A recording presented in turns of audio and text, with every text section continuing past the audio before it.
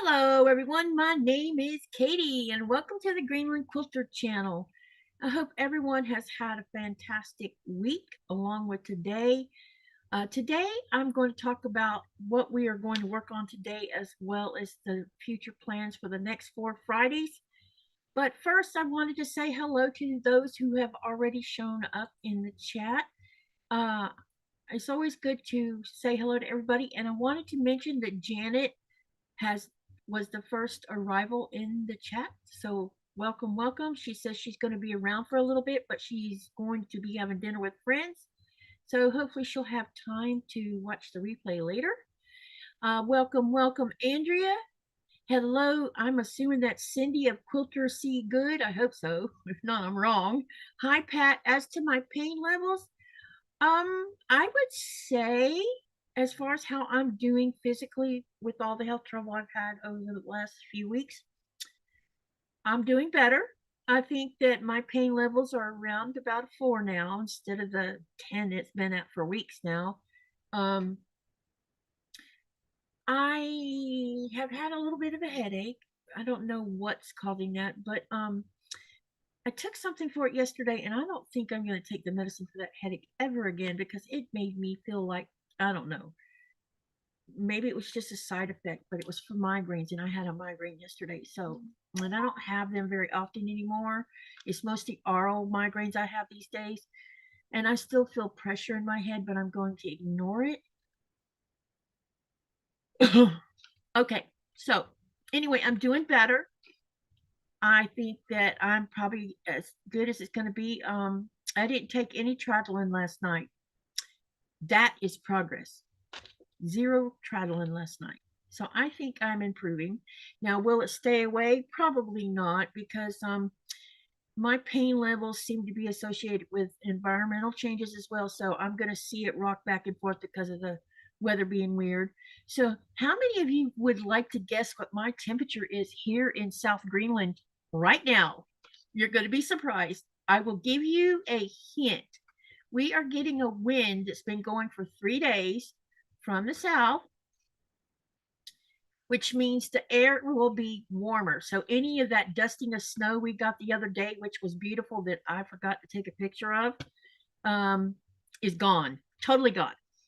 And it's so warm that it's caused some of the grass on the ground that was already dormant coming back to life again. It's really funny.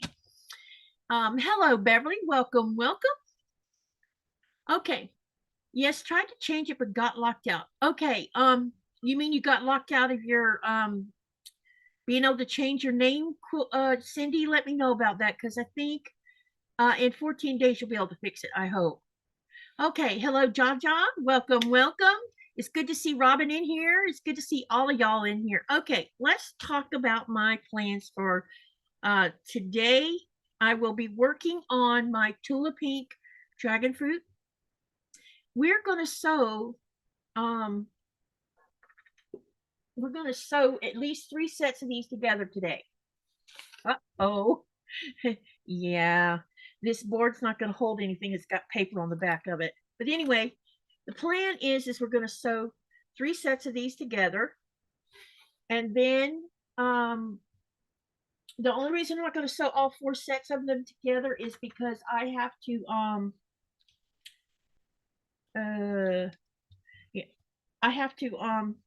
I didn't finish number 4 yet because I'm going to do 2 pre-recorded tutorials on how to do the economy block and how to do the square to square using fat quarter shops paper piecing.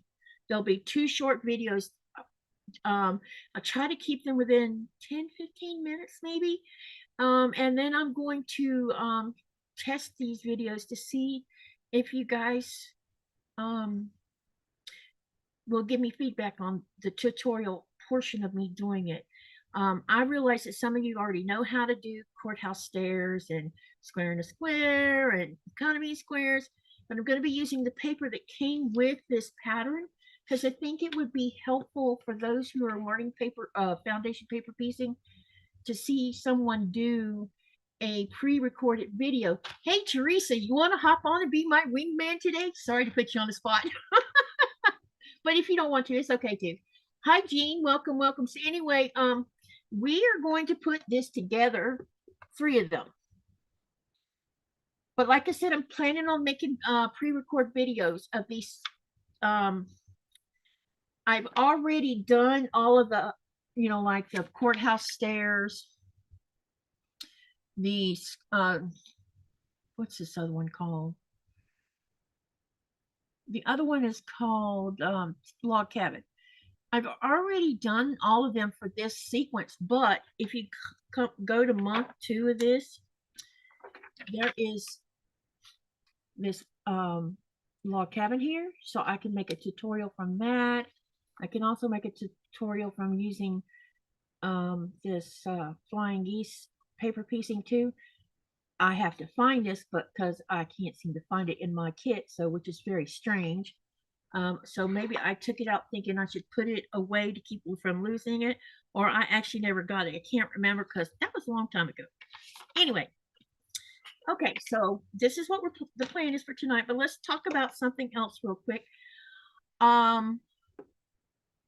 She says she can after she gets back from the post office. Okay, let me know. All right, what I want to do is I'm going to share my screen because we are going to talk about the polls for the next 4 blocks. As you know, I cut off the voting at midnight Eastern Standard Time last night. No, it was 9 p.m. Eastern Standard Time. Sorry, midnight my time. Okay, and when I was following the polls, it was rather interesting. The way the polls were fluctuating back and forth between 2 blocks and sometimes 3 blocks, particularly. At one point there was even a tie, which was funny because I had set up the poll on my YouTube community tab, but I also shared it on my Facebook group for those who would rather go to Facebook and do it and make comments. So we had 8 votes on Facebook and we had 24 votes on the YouTube community tab. So what I'm going to do is I'm going to share my screen, and then we're going to talk about the voting and in the order we plan on doing these blocks. All right, where's my share screen? There we are. Okay, hopefully this will. I need someone to tell me when they can see this screen where it looks like you can see 4 pieces in my Windows Explorer.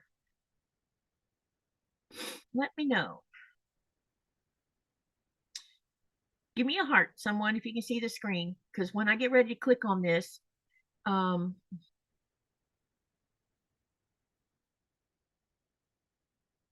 you'll be able to start seeing each block individually. I know we have a delay right here, so let me know. Jaja says she sees it. Okay, so here's how the vote went. On YouTube, we had 24 votes. 4% voted on block 1, which was snowshoe. 33% voted on block number 2, which was tulip twist. 29% voted for triangle orama, and 33% voted on northern flare. Okay, so you had a tie right here. So basically there was 2 votes for block 1 or for snowshoe, 7 votes for tulip twist, 8 votes for triangle orama, and 7 votes for northern flare. Now on Facebook, the voting was a bit different. We had 1 vote on snowshoe, 0 votes on tulip twist, 4 votes on triangle orama, and 3 votes on northern flare. Now, I did all the math, and we had 32 votes altogether, and this is the way after I did all the math, this is the order we're going to be doing the blocks. So I'm going to show you block number 21. Hi, Judy Smith. Welcome, welcome.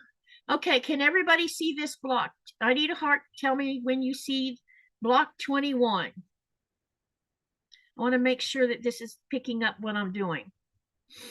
Sometimes when you share a screen, it doesn't always share what you think it's sharing. So let me know.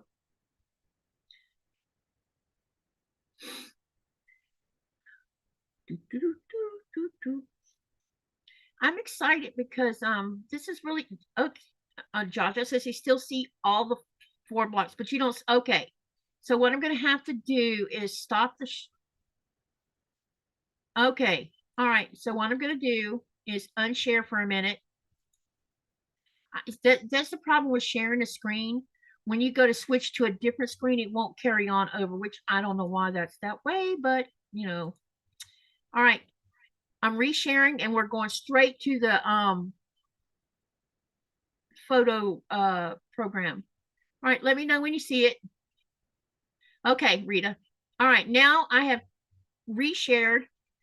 Let me know when you see that one individual block. Okay, now single block is up. Okay, this is block number 21. This was the highest one, or this received the highest amount of votes. So we will be doing this tomorrow on November the 7th. And as you can see, it's triangles, but you can get really creative with colors with this. You can make it look really, it looks like they use batiks in this, by the way. You can get as creative as you want to. So this is block number 21 and it's called Triangle Orama. Okay, so let's go to the next one, I think. Yeah. Okay, the next one that came in second place based on the numbers, this will be block number 22, Northern Flare. It will be, I will be doing this on November the 14th. Yes, we are going to do a block every week this week because I have catching up to do because of being out. So that will be block number 22. For those who are following along, let me back up for a minute. For Triangle Rama, it's block number 955 on page 485 of the 1000 block book. Block number 22, Northern Flare, is number 562 on page 288 of the 1000 block book. Okay, the next block number 3, which will be block 23, which came in third place, is Tulip Twist. It's number 603 on page 309 of the 1000 block book. The fourth one, the one that came in last place, which kind of doesn't surprise me because I didn't get a lot of feedback on this particular block. I don't know if it was because of the fabric that got used on here. I don't know. But I think when someone starts building it, or you see me building it, and you know me, I'm going to get creative with it, especially because there's all these little things going on inside the stars. This one is block number 24, Snowshoe, number 587 on page 361 of the 1000 block. So we will be doing a block every Friday this month. That will put us at 24 blocks. Now, I had told y'all that I planned on doing the queen size layout. So I need 30 blocks. Okay. I know Pat's doing the blocks and 2 or 3 other people are also doing the blocks. So I'm not sure if your plans are to go big like I'm going big, or if you've already made a decision on what's how big you're, if you're going to go smaller. So those of you who are making the blocks in the Facebook group, comment to me on how far along, how much further you're going to go with me on these blocks. Now, I have really, really been thinking about what I want to do after because this will not be put together. We will go through this month and November, which will put me at around 28 blocks. Now, I could either do some bonus blocks on the side and do random lives, or I can do the 2 bonus blocks to get me to number 30, or I can do them in the first 2 weeks of January because I have no intentions of setting up any new projects for the month of January. January is going to be used for trying to finish up what we've been doing the entire year. because everything got started in February. So we got till whatever the week we started that project in, like for the channel sew, for Star Climber, for this Sewalong that I've been doing tutorials on, and something else that I'm doing. There was 4 projects that we were doing. So the goal is to get all of them ready to be put together and get it all put together in January. And it looks like I'm looking off to the side. I'm sorry. It's because I changed the screen around a little bit so I can see the chat better. Okay.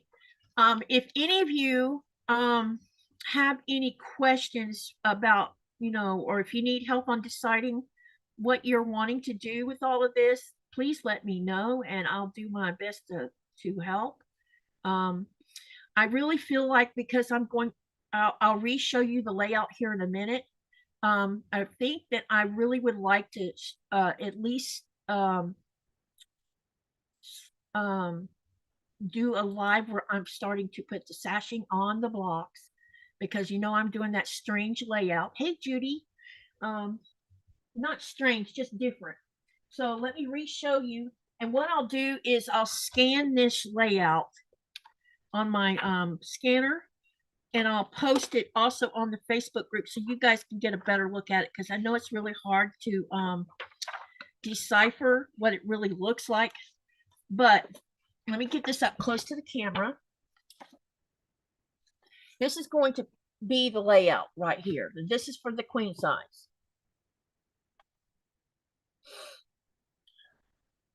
And so I think I should at least try to sew parts of this on, at least get 2 or 3 rows so you can see how it comes together.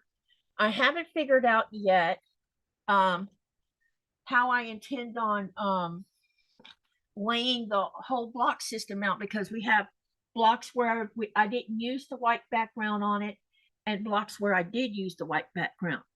I might do it where you have all, go across in an angle or something, where one half has all the white in one area and all the different solid backgrounds in the other. I haven't really made a decision on that yet. But as time gets closer, I'm probably going to take all the blocks down and start trying to arrange them a little bit. Someone made a comment, and I want to, I'm going to take this camera off here because let's have a discussion. And someone made the comment the other day that because I used a hot color, hang on. I don't want to make anyone sick. Okay, here's the whole leg. Can everyone see this?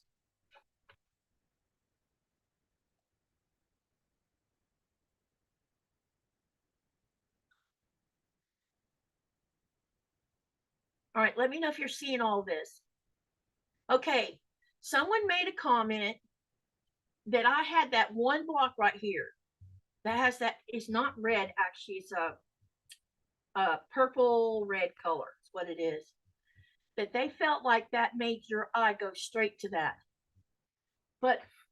And that I should try to add something to offset that. But here's my thought on this. If you went by how Sugary Arena does her quilts, she likes to have an accent block that's totally different from all the other blocks. And she always puts an accent block in most of her stuff, which means it's going to be that one block that stands out amongst all the color. I could leave this like this. It's this block I'm talking about right here. I thought about leaving it like that, or I could probably do a couple more with, I don't know. I haven't made a decision. I see nothing wrong with that being like that. But let's hear feedback from the channel on what your thoughts are about that one little block that has that hot color and the rest of them don't. Okay, so that's what I wanted to show you. Rita says, I go actually to not one specific. Yeah. And she says, leave it. See, I want to leave it too, because I really don't see nothing wrong with it being like that. And I could call it the accent block if anybody wants to be persnickety about it.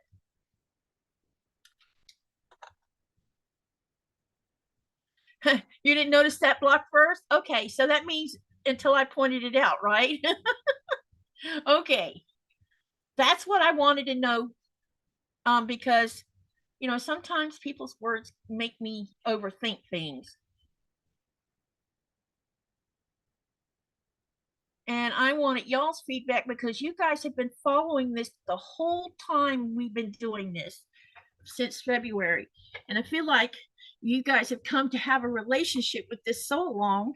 And sometimes I think you see more than I do. It's your quilt. Do what you want. Rita says, don't change it. Looks great the way it is. And Jaja says she didn't notice the block first. Beverly says it looks okay to her. And Jean says, I like the block, but I would switch some of the lighter ones around. Too many. Well, this is not the order I'm doing them in. I just wanted to discuss that red one that looks red by the camera. Yeah, I have no intentions of leaving it this way. There's going to be lots of switching around.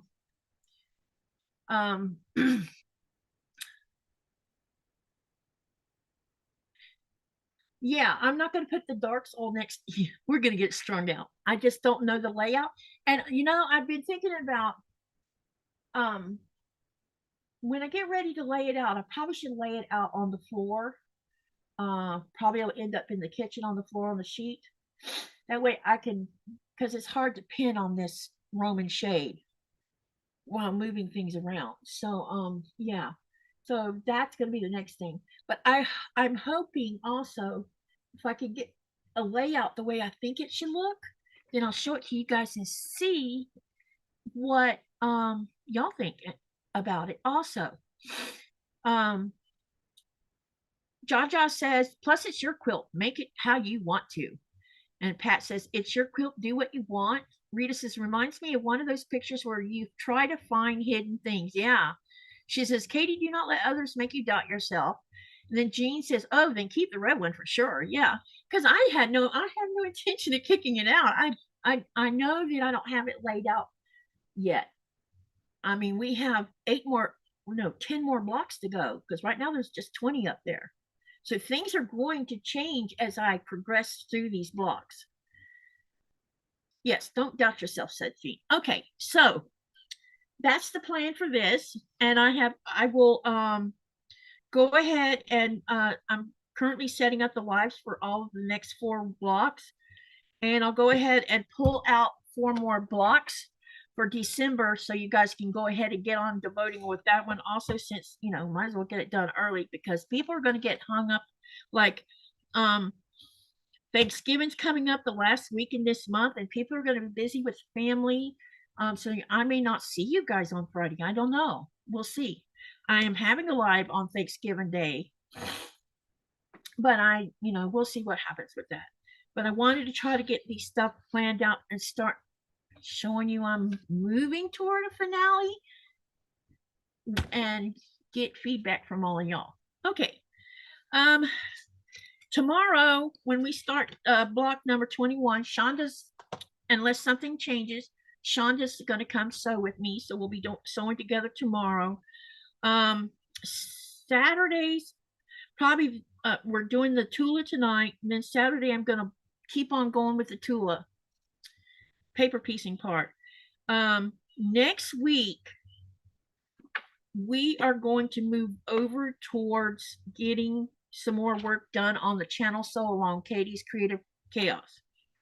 I have several blocks, but I don't know if I'm going to get mine finished before February because it's going to be big too, unfortunately, unless I decide to make it like a I may make it like a throw, queen's a twin size that can lay on the sofa, or something like that. I don't know. I can't make up my mind how I want to do it.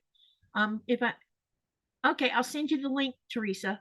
Uh-oh, and I unplugged this. I need to plug this back in too, because if I don't, it will die. Okay, all right. Sending a link to Teresa. And if anyone else wants to hop on the live, let me know and I'll send it to you also. I love the company. It makes things go smoothly when I'm not by myself. All right. Let me find the Zoom link for sharing. Hang on a minute, and then we're gonna get to sewing. That's what the plan is. All right. While I'm waiting to get this information to send to Teresa. Teresa, I'm gonna send it to you over on your messenger.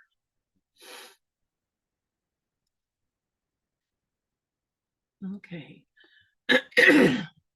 And I have a bit of a stuff in my throat, so sorry. Okay. Now I need to go find messenger. Teresa. There you are. Okay. All right, I sent the link to you. Okay. Sorry, no hopping today. Bunny rabbit legs not working, haha. Hey, how are you feeling, by the way, Rita? All right. As you can see, like I said, we're going to work on that. Okay. Now, the other thing is I can't decide on whether I like tearing off the outer edges of the paper or not. I'm a little bit feeling fickle about it because once you tear that paper off, it kind of leaves that outer area a little bit exposed. Plus, I've never tried sewing it that way, so it's going to be interesting doing that. But what I'm going to do is first we're going to move this, and we're going to go ahead and lay out how this is supposed to be laid out if I don't end up tumbling it all onto the floor. So these are all going to be sewn in this order. And I'll show you the picture so you can see why it was supposed to be this order. I need to move my keyboard a little bit.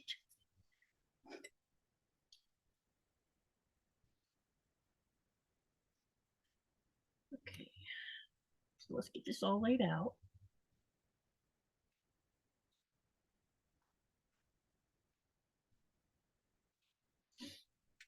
Kind of what happened was I knocked this off on the floor. And every time that happens, it makes for a mess. Okay, and I think this might be, wait a minute. I need to see which way that's supposed to be turned. All right, let me look at my picture. Okay, so this is the right, this one's right, this one's right. We've got this one up here. This is facing the right direction. Okay, this one is this way. Yeah. And then this one has to be this way. Okay, so this is how it's going to look.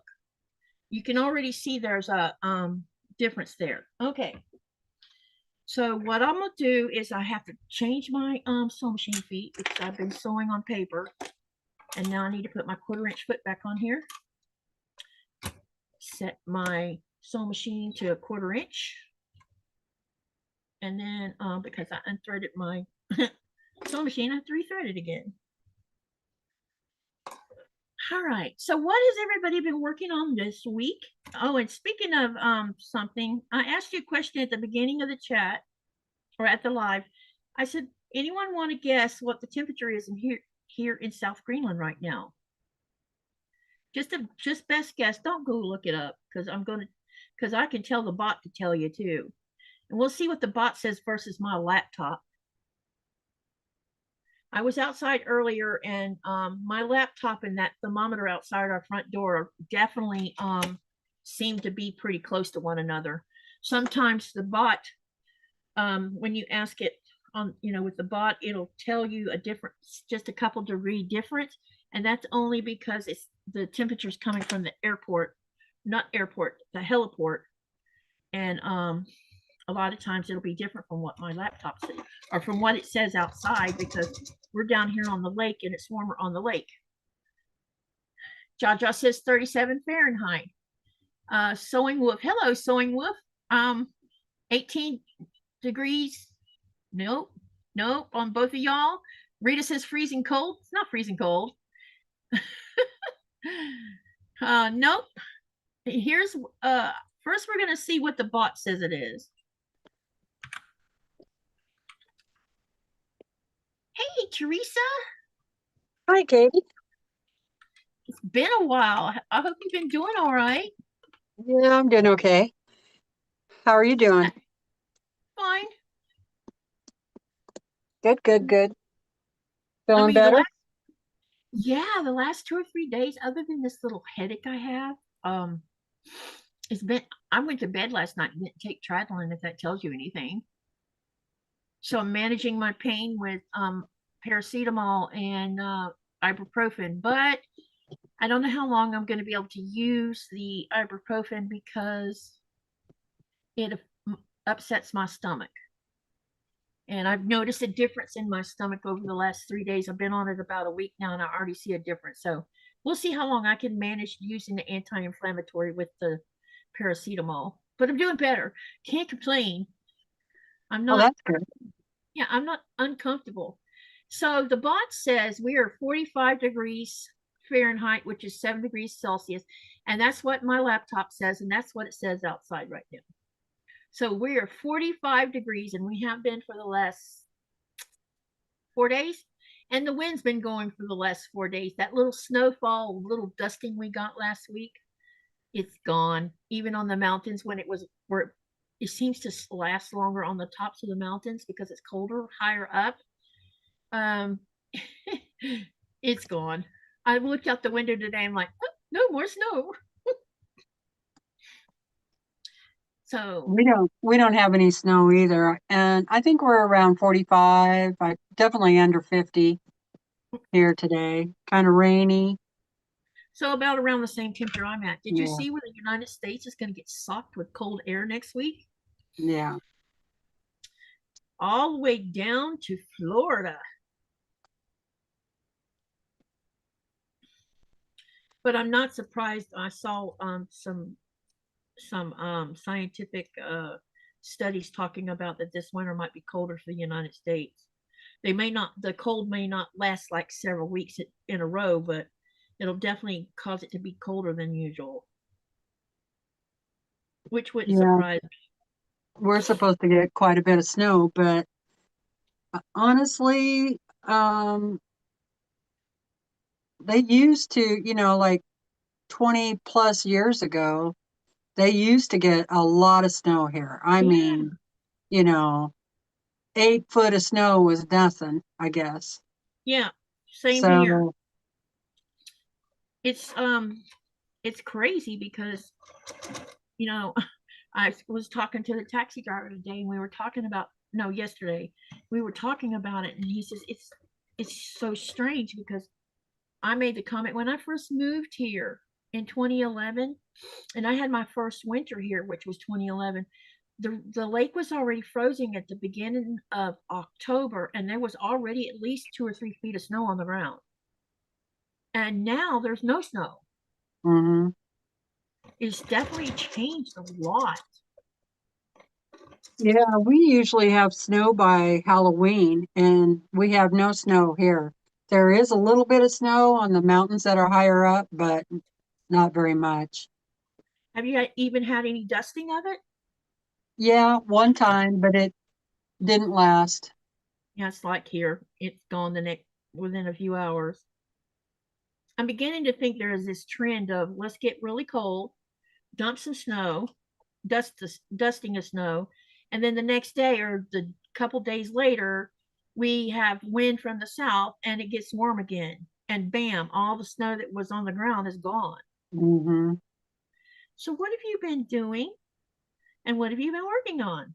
Um, I've been trying to do more household jobs and outside things when I have Mm-hmm. the energy, trying to get things ready for winter because I heard it's supposed to be, a lot of snow. So getting things put up and ready for plow season, Yep.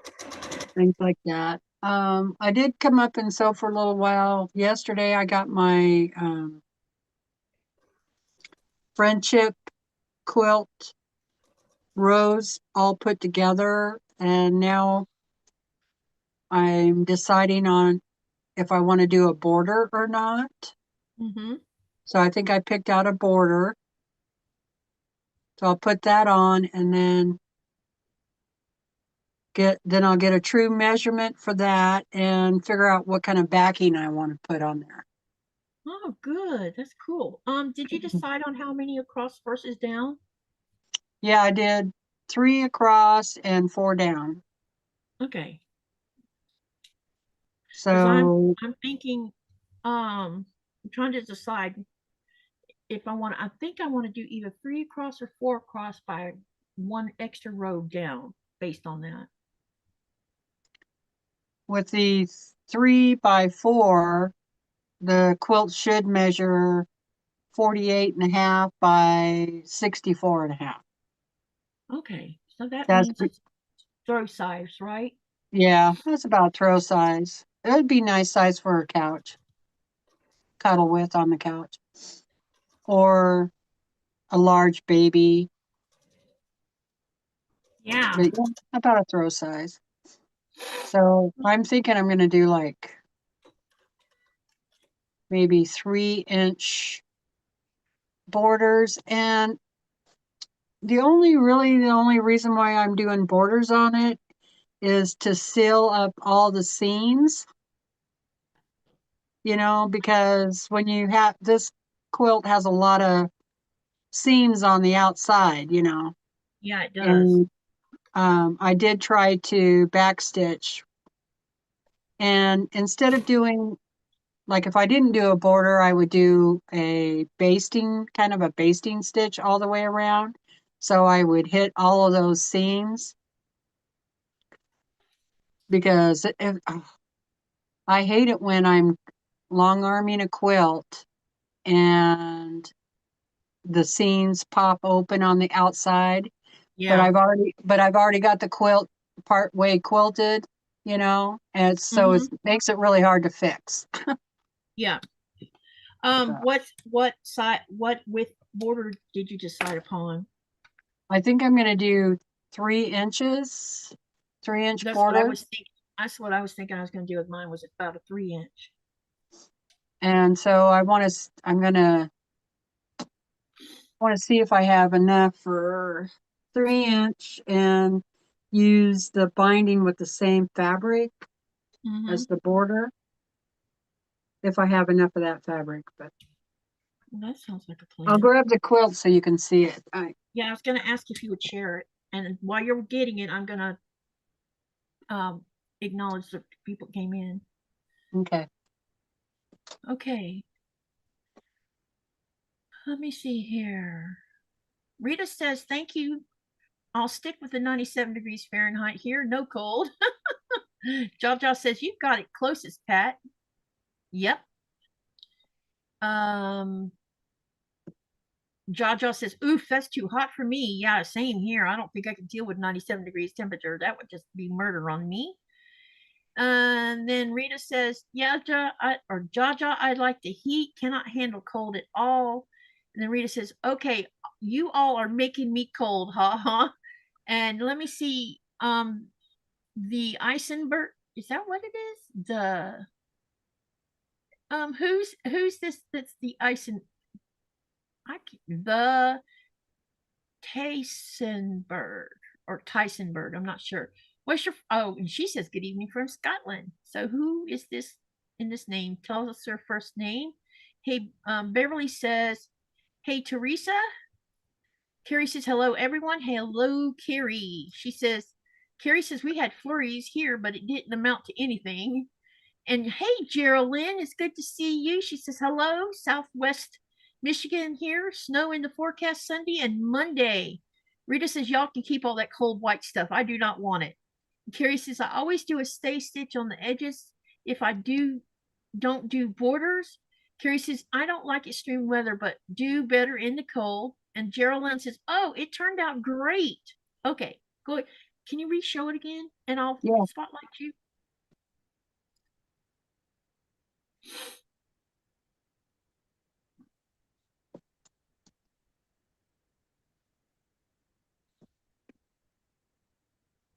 Wow, that's beautiful. It looks wonderful, Teresa. Do you know what color you're going to use for the border? Yeah. Let me show you. So I have this dark rust Nice. color. Yeah. So it kind of goes with these other rusty colors here. Mm-hmm. That looks Mhm. wonderful. Love it.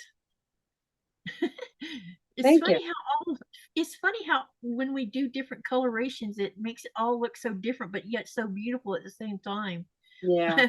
Mine's gonna be like in your face colors, I think. It's beautiful. Look at that. Wow. That is a nice size, and maybe I'll go with that 3 down, 4 across. You said Yeah. 3 across, 3 down. That's a nice size quilt top. And it'll be easy to for me to quilt on my sewing machine too, because it's not too terribly big. They're saying pretty. Jaja says she loves it. And someone says hello to friends. Welcome, welcome.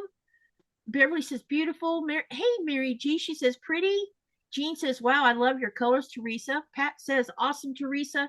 And Andrea says, that is so beautiful. She loves it. And Thank I you, love everyone. it. Okay. All right. You got any new projects in the mist? Or I guess what I ought to ask you is, have you been thinking about what you want to do for next year? Or is that like you don't want to Oh, think about it? what I would really like to get done for next year is all the quilting of the quilts. I don't want to have any quilts hanging in the closet. How many do you have right now? I think 24 or more. You know what? I'm catching up to you because I'm at 21 right now. And if you count the next 4 projects, that's going to push me over.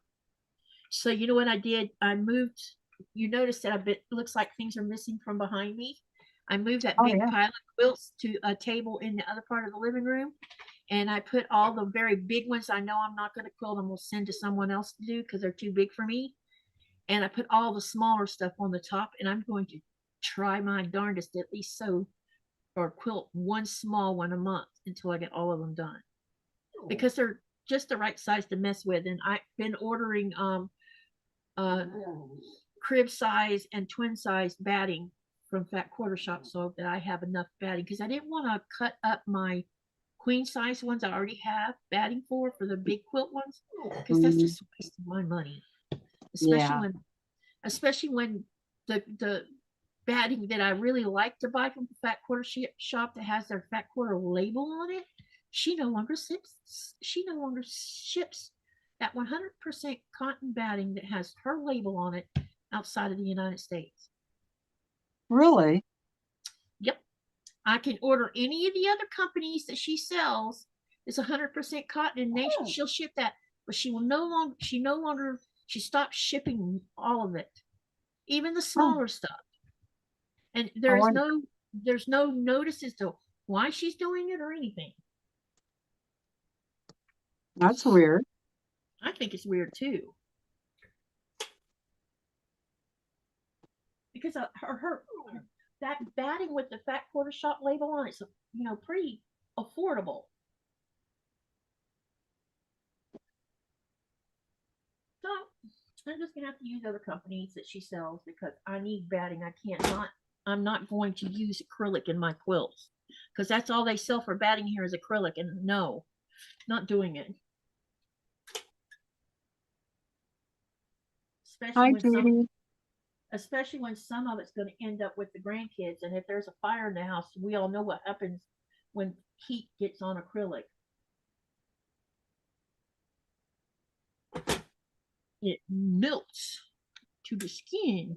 Look at this. Don't you think this is going to look really cool?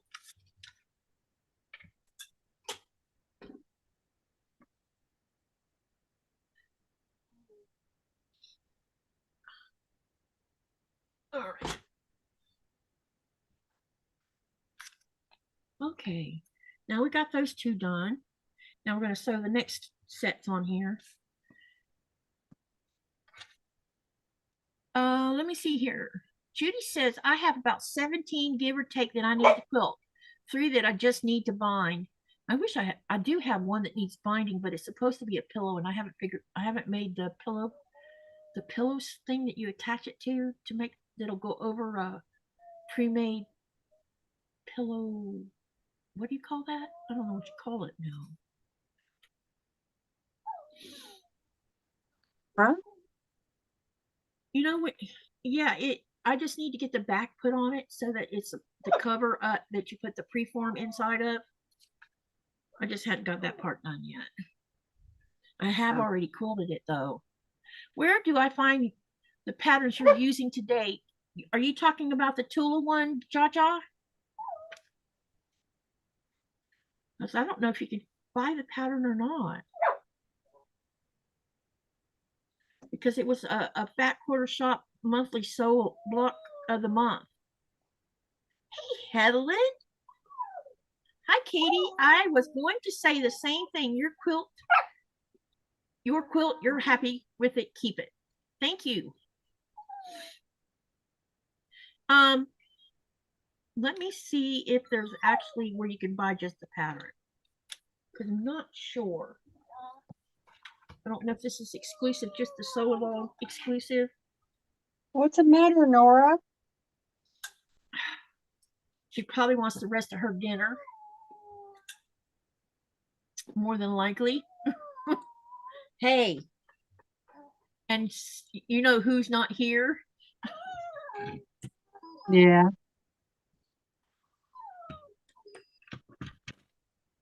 Let's see. Dragon Fruit Block of the Month. Yeah. How come you don't buy a roll of batting? I haven't been able to find anywhere on this side of the pond to buy the whole roll because I would go the roll route as a cotton because Nikolai could hang it up where I can, put it on a dowel where I can, take off in sections.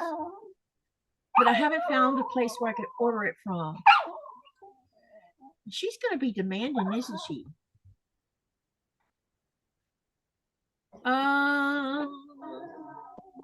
Yeah, it sounds like it. Looks like several companies did the dragon fruit. Stop. I'm gonna give the rest of it to her in just a minute. Let me take a picture. Nope, that's different. That is not the same thing. Hmm.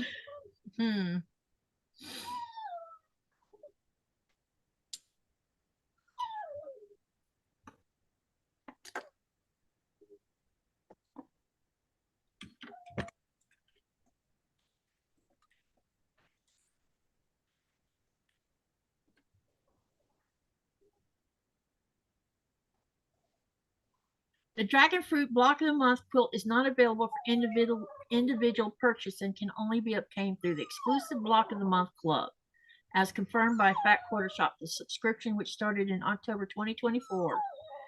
So, I don't know. That's the downside to when you do something this Block of the Month. Sorry. Hang on a minute. Let me take care of her. Okay.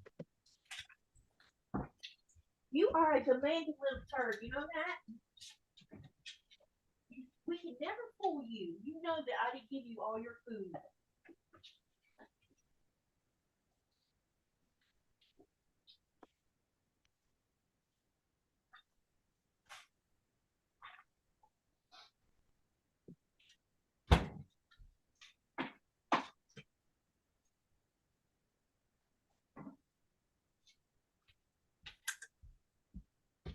You know, I've been thinking about like giving her part of her food in the morning and part of her food at night to see if this wouldn't alleviate this thing. But I gave her part of her food earlier, about an hour and a half ago. She's not a dumb dog apparently because she knows that wasn't all of her food. So she's in here demanding it. And sometimes I think she associates lives with food. Yeah, that could be.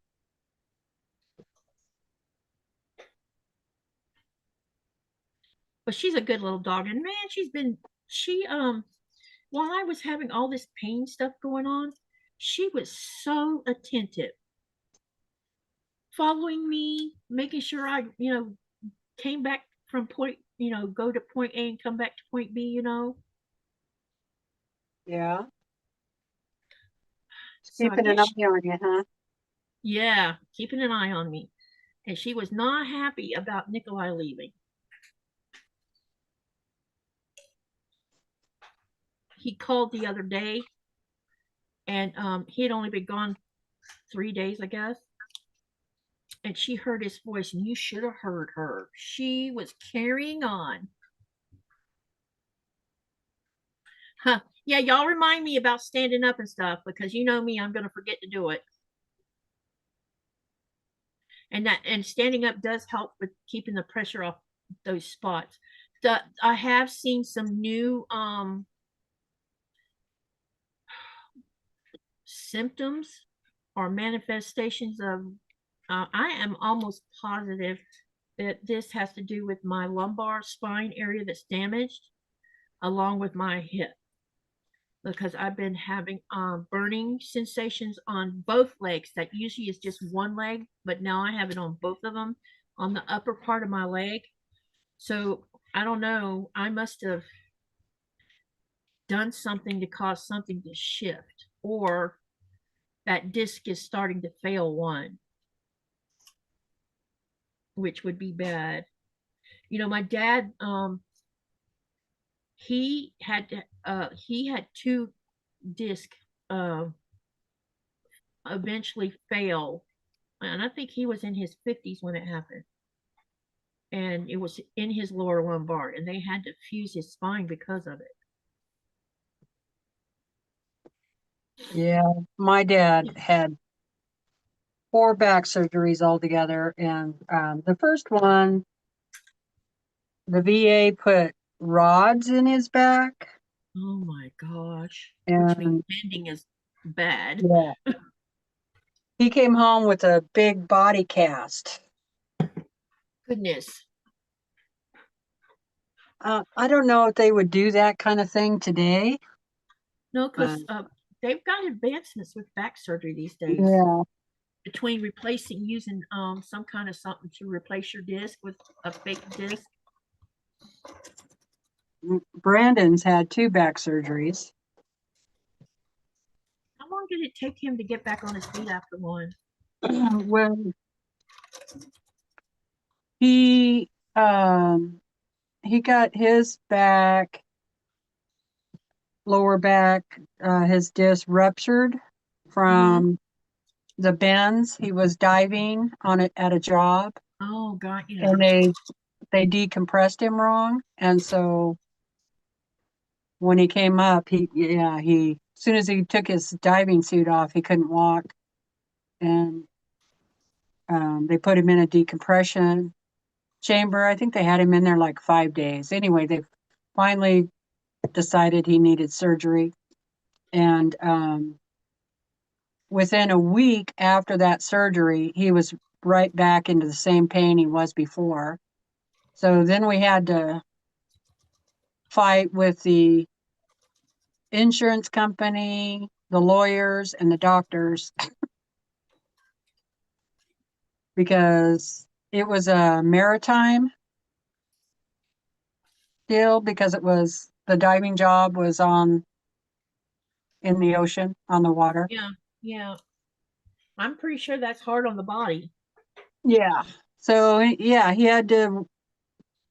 They kept wanting him to sign off, and he's like, "No, I'm not signing off. My back, he could hardly walk. He had to use crutches for almost a year trying to get around."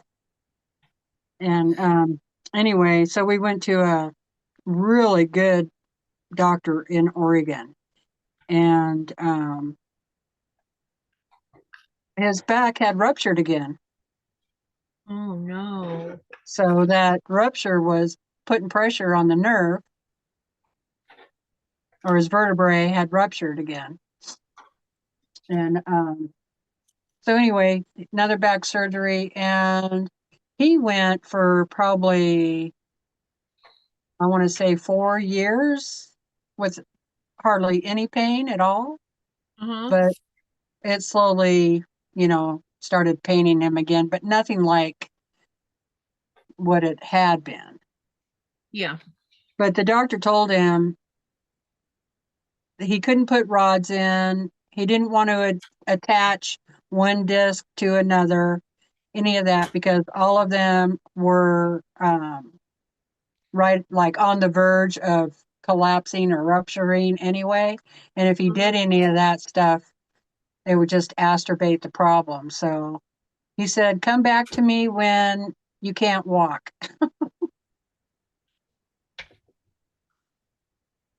Well, Brandon just puts up with it. The pain is not a picnic.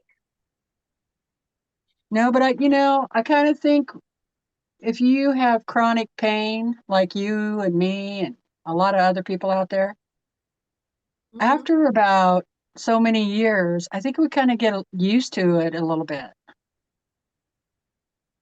least I have.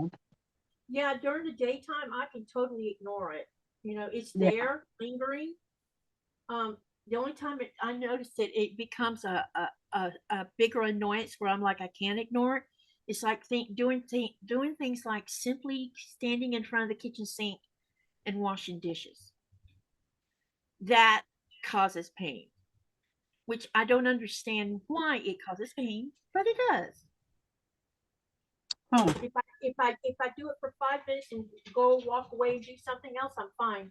But if I spend more than like 20 minutes washing dishes, I am in pain enough that I can't ignore it. But for the most part, I ignore it during the daytime. It's when I try to sleep, I can't ignore it. Mine gets worse, like sitting here in this chair and sewing. It starts to get really uncomfortable. And so then I need to stand up for a little while or lay down for a little while, like It seems like definitely can't be in one position for too long. yeah, exactly. And that's why I always say a lot of times I go horizontal because that seems to be the only time that I can actually, just to relieve the pain until it's, but not go to sleep because I don't sleep well anyway. But my sleep has been the last week or so, except for the last couple days. But I think the reason I'm not sleeping very good the last couple days is because of this weather. It does affect me. Because I'm a light sleeper and every little friggin' noise, every time a gust of wind comes by, it triggers, it wakes me up is what it does. Okay, y'all see this? You kind of can see it. Hang on a second. You're working on the Tula Pink? Yeah. Okay, so now we're going to sew the horizontal on here. We'll have one whole block done, one whole sub block done, I guess you could call it, or element. I have let's talk about this block, these pieces for a minute. Out of the whole beginning of this, doing these log cabins was a pain in the butt because you see how they have the colors laid out, right? I would I would accidentally put, like in the middle, put that what's supposed to be the color down here on the bottom, that little tiny square would be on the top and the white would be on the bottom. I'll show you my little foobar ones, and I have like 5 or 6 of them where I just didn't turn. None of them were right, and if it didn't matter, I would have left them alone. But because you have this design coming across here, it did matter. Oh, yeah. So there was no way that I could use the messed up blocks to get this effect because this is part of the pattern that this you see this on one side. And so I'm fortunate that, because I did this through Fat Quarter Shop, there was plenty of fabric. And so I was able to redo. I had to order more paper, of course, because I had wasted several pieces. But now the blocks that are wrong, I'm going to put on the back of the quilt as orphan blocks. And I think I'll have enough fabric left over that I can, do some type of piecing with it. and I could put in the little foobar blocks mixed in with the other piece, whatever type of piecing I decide to do with it, and then it'll be on the back. Nice. Mary G says hubby has 2 rods, 6 screws in his back, had a brace he had to wear for weeks. Now he don't bend like a normal person. Took 6 months to heal. Yeah, that sounds like my dad. He had that brace on for a long time. And Carrie says, I have, because I am at the point where it will be worse for the surgery. That's what I'm afraid of, is making it worse, you know. Yeah.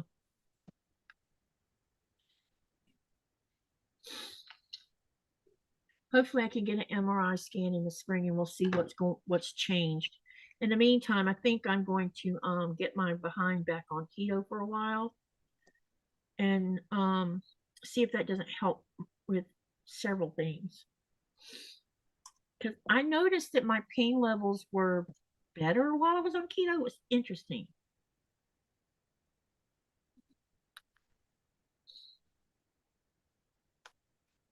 I still had pain, but not like this was the worst I've ever seen it.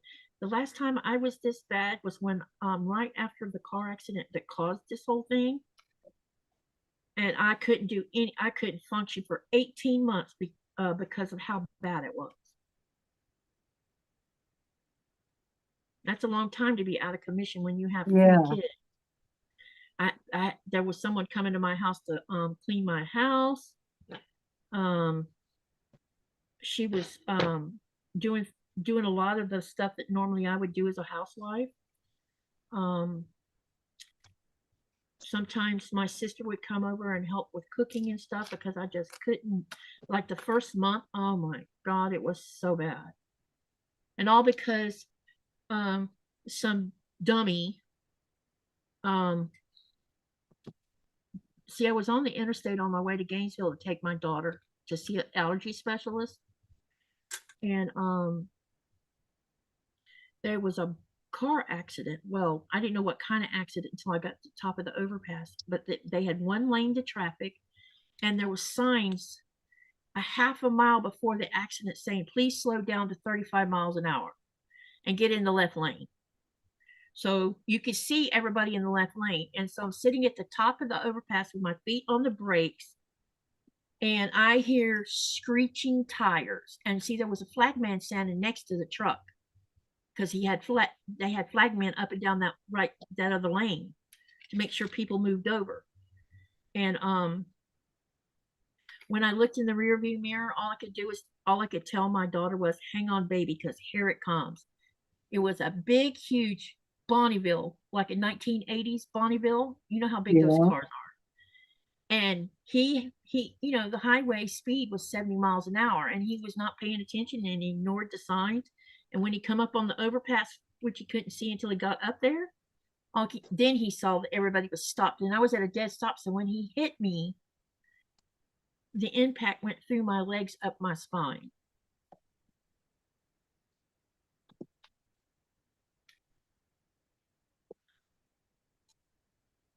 Have your doctor told you if you have arthritis, because that will cause a lot more pain on top of your pain?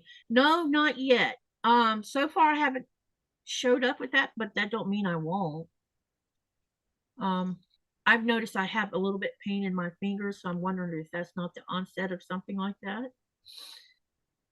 I hope not, because I'd rather not have that too, because treating arthritis needs NSAIDs, and my stomach just can't hardly tolerate it.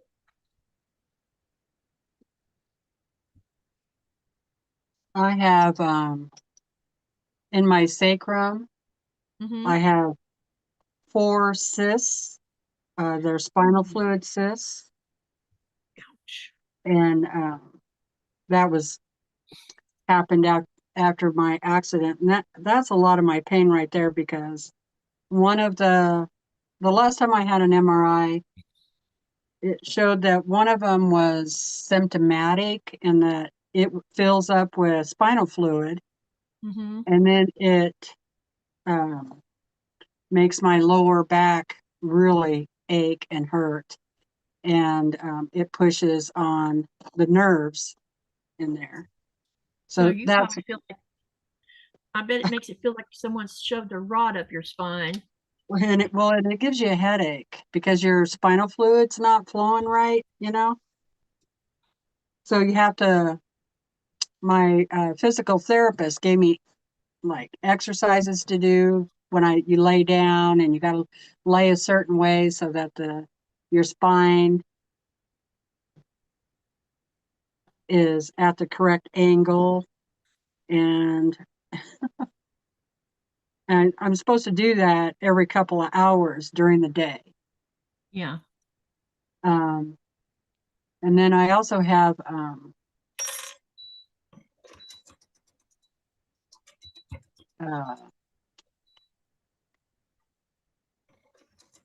bone spurs, and those Your hurt. feet And are in your, that's what I have in my hands on my knuckles, oh God, yeah, okay. is the bones spurring. So yeah, Uh-oh. it sucks. Hi, Jennifer. Welcome, welcome. Let me see.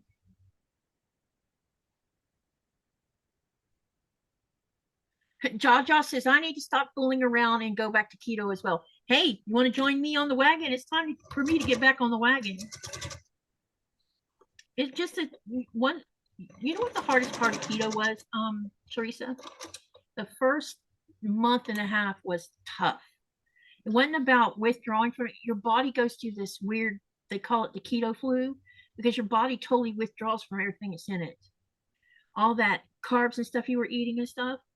I didn't Yeah. have withdrawal. I didn't have sugar withdrawals because I wasn't eating that much sugar to start with. But I was eating like a lot of rice, a lot of potatoes, all those things you're not supposed to eat when you're on keto. So your body withdraws from all that, and you have to compensate. You have to drink more. There's a lot of different things that happen. But once you get past that, it's almost like day and night. Your brain stops being foggy. You feel better. It's really an interesting thing.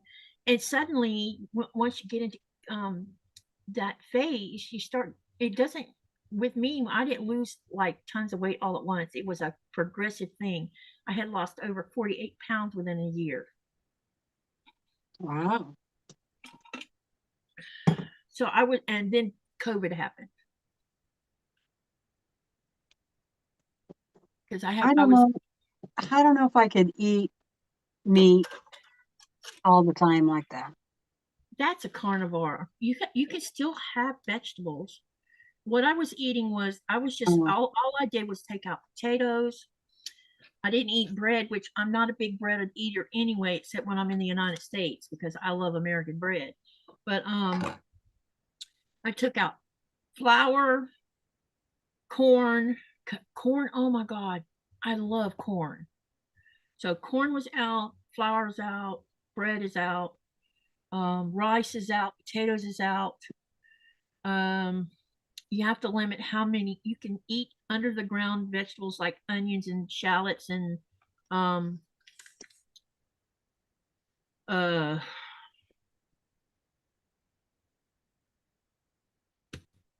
onions, shallots, and carrots, but you can't eat a ton of them. You have to like limit, and if you can keep your, and the other thing is you can count all this stuff, and there's even an app where you can program, put in there what you eat that day. It'll tell you how many carbs you get from this and how much carbs, how much are fat grams, and also protein. Because the goal is to get your body to start using the fat that's on your body. Basically, you're programming your brain to do that. I have never tried just going carnivore because I happen to like spinach and green beans, and those are, you can actually have those on the keto. You can have all green leafy things. You can have, like, I eat spinach and mustard greens. You can have all of that. The tomatoes you can have in limited portions, but there is sugar in tomatoes.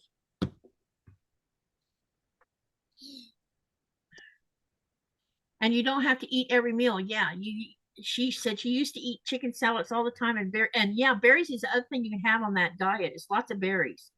I mean, you can't just go and eat a gallon of berries. That would be bad. Like I was making me and Nikolai smoothies out of berries, and the smoothies would have berries. I use stevia to just give it a little bit of a sweetness to it. And stevia doesn't trigger insulin, so that's a really great thing. And then I was also using cream, a little bit of cream, and something almond milk in it to make the smoothies out of, and they were and ice to make it really super cold, and it was yummy. Or if I used frozen berries, I didn't have to use ice.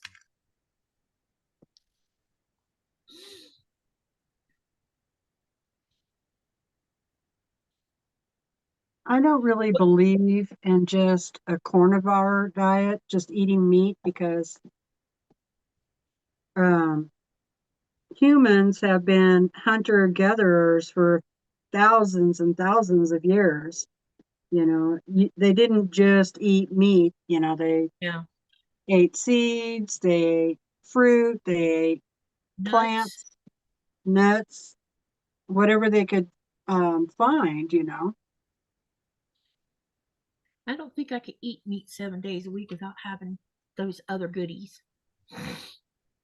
And I love meat. Just I would never do. I could not. Now I could not switch to just being a vegan eater. No, thank you.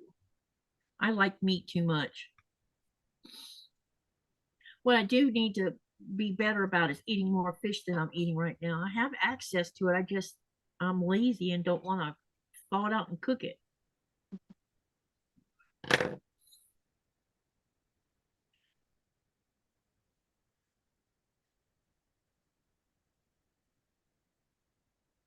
For lunches and dinner, I would make pizzas on a low carb tortilla. Um, so I found a new recipe that I want to test run, and I want to use almond flour and see if I can make it, because it uses biscuits for the just like the very bottom of what the little meatball is. It's not even a meatball. They're called hamburger poppers, and everything in it's keto friendly except the biscuit that's on the bottom part.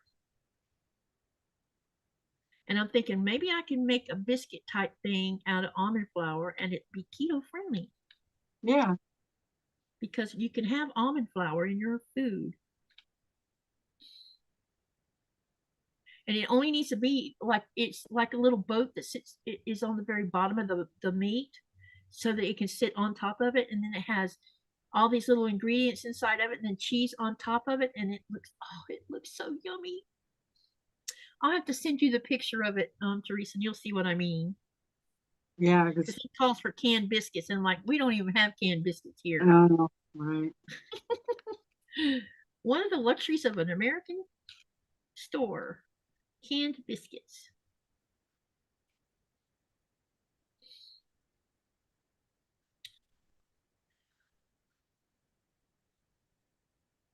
You look like you're not feeling very motivated to sew. Oh, I need to iron that quilt before I um put the borders on. Oh, okay. I Carrie am kind says of any of tired. one. Carrie says any of one thing is not good in my opinion. I tell you what's not good. Yeah. Um, I think about this. Y'all do the research. In fact, go back to the 1960s, 70s,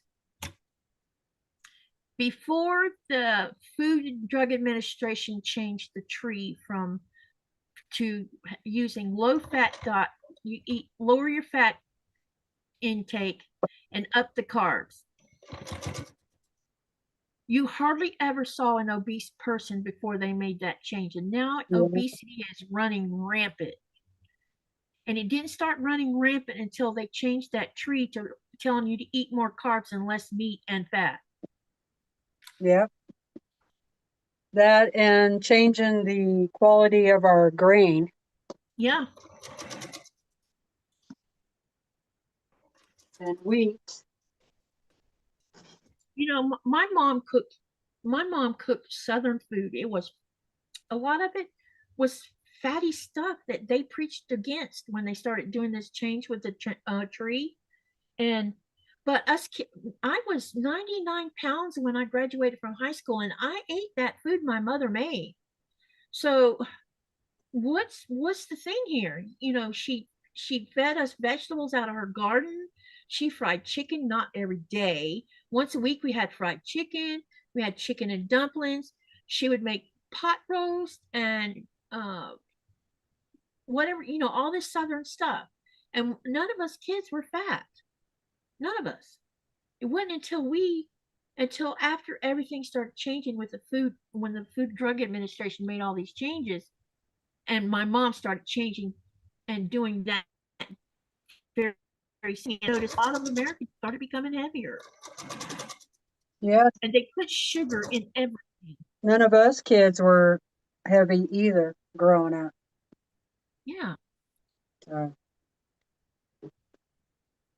and my mom, she made the bread, yep. There was nothing better than my mama's homemade biscuits. Yeah.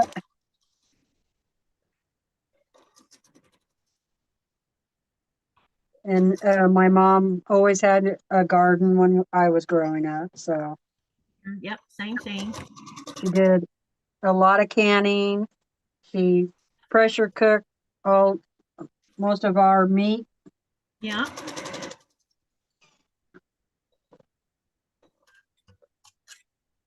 I I don't think I ever seen a TV dinner at home growing up. I know I didn't. My mom cooked everything. I mean, you know what she would get on to me every when she would make stew. I don't like beef stew, and I don't like chili. And you've heard me talk about how I don't like red meat being cooked that way. And so I would make peanut butter and jelly sandwiches, or I would take. She'd always be hollering at me because I'd get two slices of bread and some cheese and put it in between the bread and then smush them together and stick them in her toaster. Oh, she'd get feisty because I'd do that. You're gonna ruin my toaster doing that because you're gonna make that cheese melt inside that toaster. Because I didn't like the butter on my grilled cheese sandwiches. Because I'm weird like that. Well, you could have just put like bacon grease or something on it. Yeah, that's true. You know, now they have toaster ovens, and so I can do open faced cheese for toast that way. And so while I was in California, Kristen had a toaster oven, and I was making cheese toast. And one day, one of the Abby comes in, she says, "What are you doing?" "I'm making cheese toast." "Well, my mom makes grilled cheese," and I said, "I don't like my grilled cheese sandwiches that way. I don't like the butter on them." And she says, "Oh, so you put it in a toaster oven?" I said, "Yeah, I like it that way." And when she watched it, I like to make it so where the cheese almost blows up a little bit. And then I sit there and eat it like that. So I've started. So they asked me to make them some, and oh my gosh, when I left and went back home, Kristen messages me and she says, "Mom, do you know you started a trend and now these girls think that I need to make them cheese toast in the toaster oven all the time?" Because they loved it.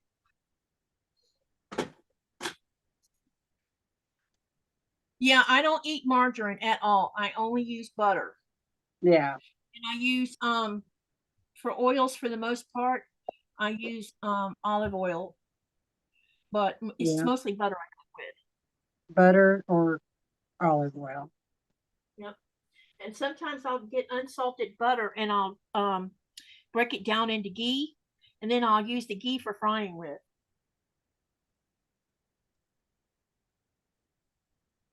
which is super healthy. Yeah, you do not want to eat margarine. Nope, that's one more processed garbage. Yeah, that stuff's really bad for you. But to hear the FDA talk about, oh, butter's bad for you because it's high in fat.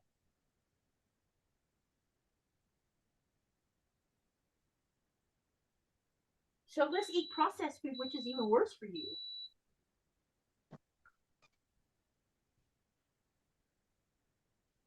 All right, some of this has got to get ripped off a little bit.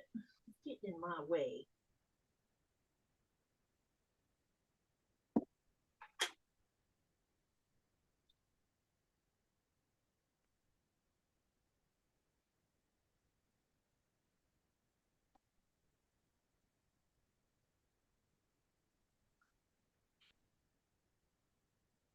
There is so much bulk in here right now because of all these little pieces.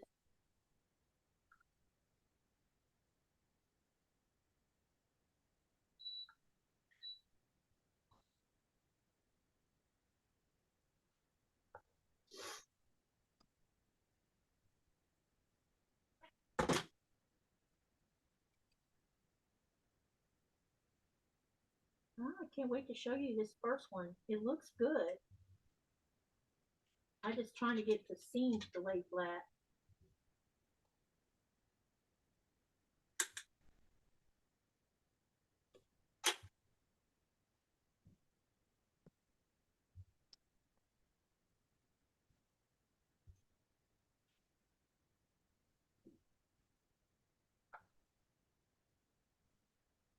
You know, this is day number 3 with this wind. And I'm already wishing it would hurry up and get over with because it's starting to wear on me. There you go. Ta-da! Oh, nice. That's going to look good. Yeah.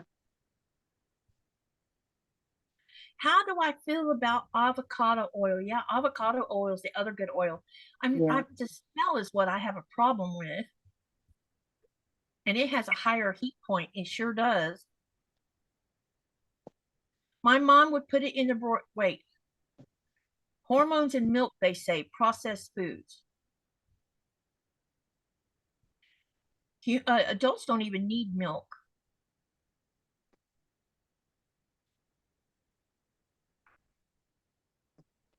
How do you feel about avocado? Okay, I use avocado. Yep, got that part. She says, okay, I use it too. Cute, says Jaja. Hey, Sandra, welcome, welcome. Yeah, I'm doing pretty good right now. And you're not late. I don't know what time it is. Let me see what time it is. Yeah, you're not late. I only started like an hour and a half ago, and we're not done yet. I'm not in pain, so I'm gonna keep on going. What do you think, Teresa? I think it's beautiful. And everything's lined up like it is, and there's no points cut off. It's real good. Yeah.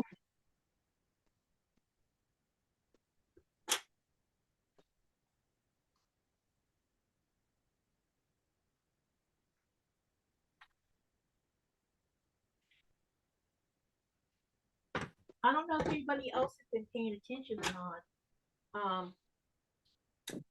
But did any of y'all YouTube's been I follow a lot of different subjects on YouTube. But some of the videos have come out about that plane crash with FedEx. My goodness. The plane is taking off and the engine falls off the left side of the wing. And that's what caused the part of the. They don't know what caused it to fall off. They don't know that part yet. That's going to take more investigation. But you literally see where the engine was off the left wing before it ever got off the ground. And then there was cameras on people's houses. A couple businesses had webcams that picked up the crash, and it's quite disturbing to see that plane go down the way it did.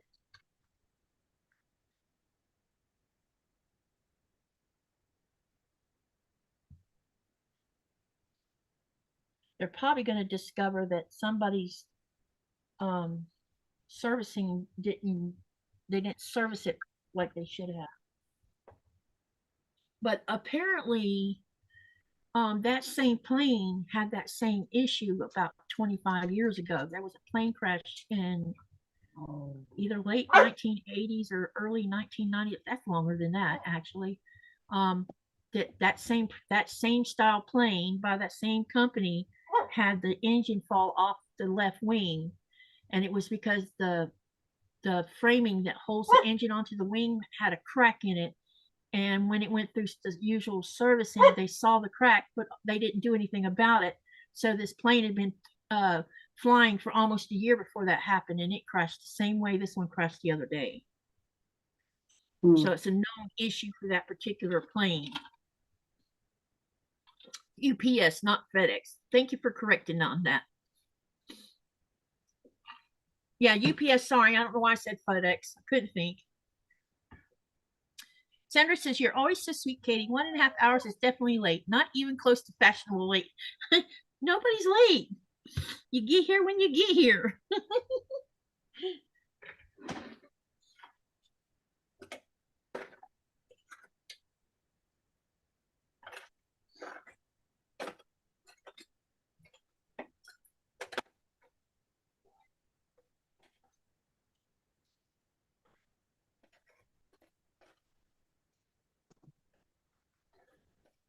Okay, which pair of scissors do I want to ruin? Well, let's do one of these.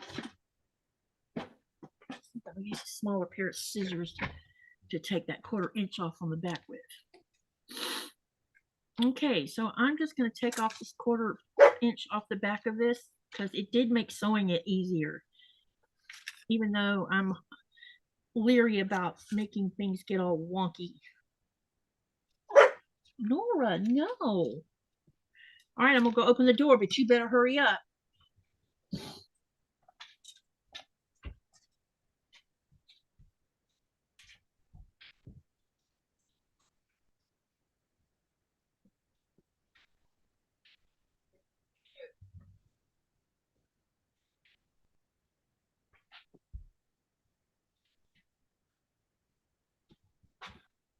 You guys, say a prayer that this wind won't get worse enough to make that trampoline next door end up hitting my house. They have another trampoline. He bought a bigger one. Oh, great. That's what I said when I saw it. And I was outside today and I'm looking at that thing and I'm thinking, oh my gosh.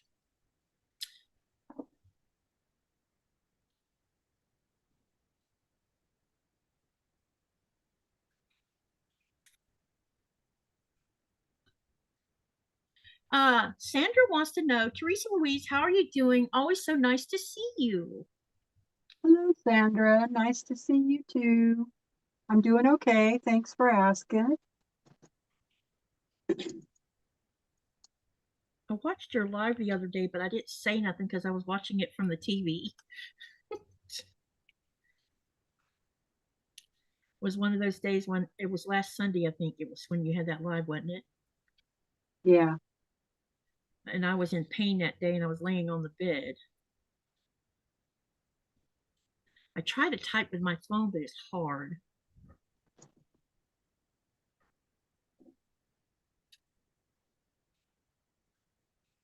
It was good to see you on there, though. Tell Yeah. me, Bonnie says, tell me better type. What? Tell me they better tie the legs down to the ground so it don't go flying into your house, sweetheart. It's not tied down. She's got pallets on top of the frame part of it on the, it has frames on the bottom of it. And she's got the pallet sitting on top of that. That's not going to work. No, especially if it gets any worse than the wind is right now. Because I've seen the wind pick up pallets. She should cement the legs down into the ground. I told Nikolai she needs to have those, what do you call those things you drill into the ground? Anchors. And I don't know why she don't have it anchored. And we saw another trampoline in town that wasn't fastened down. And I'm like, golly, don't these people get it? They just assume that trampoline's not going to go anywhere?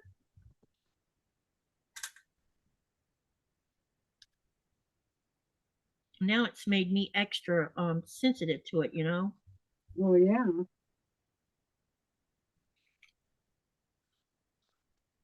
Our insurance company wanted pictures of our house. I had to go outside in the wind today to take pictures of it.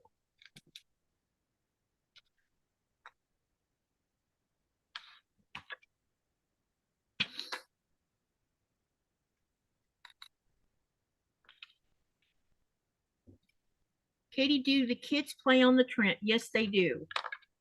because I hear them out. I see them. I hear them out there, and I also see them out there on it.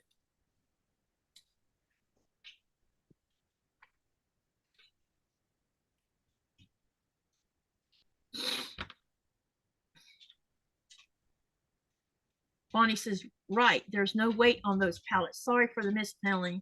No, it's okay. No worries.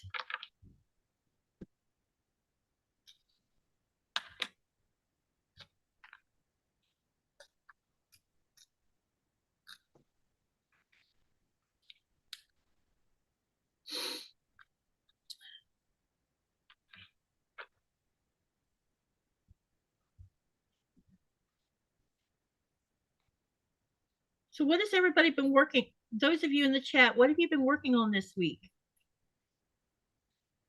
And I thought I would, how many of you are going to be cooking up a storm for Thanksgiving?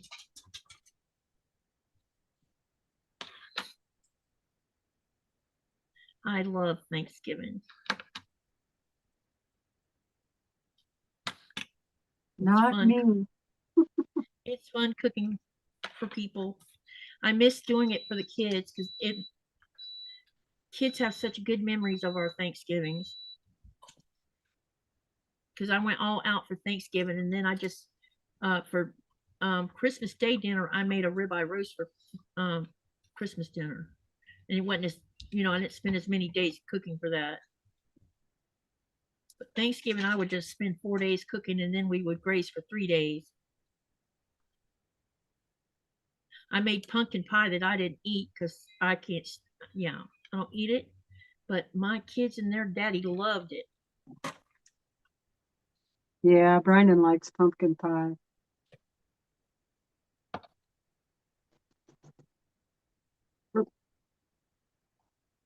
I hear the phone.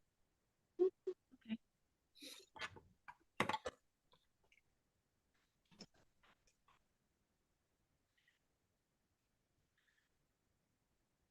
Oh, I agree with you, Carrie. It should be anchored. I've been thinking about going up to the police station and complain about it. Tell them, I don't want that thing hitting my house again and traumatizing me again.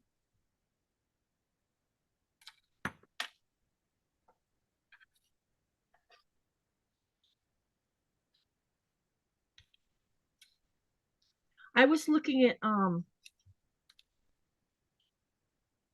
some of my videos for that I started having I'll be here. back in a minute, Katie. Huh? I'll be back in a minute. Okay. Hey, Kelly, it's Teresa. Hi, Kelly, it's Teresa. I cook small now, just husband and me now. Yeah, Nikolai gets home on the 27th, so I think what I'm going to do is, since he's not going to be home I'm not going to cook on that day. I don't think. I think I'm going to talk him into taking me out to dinner, and then I have a ribeye roast in the freezer that I'm probably going to cook. What? You get in your bed because I let you outside. I've fed you already. There's nothing else to do.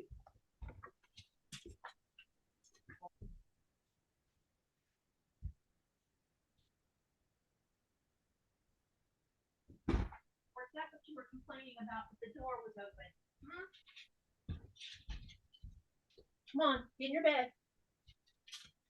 Get in your bed. Get your ball. Come on. Get your ball. Good girl.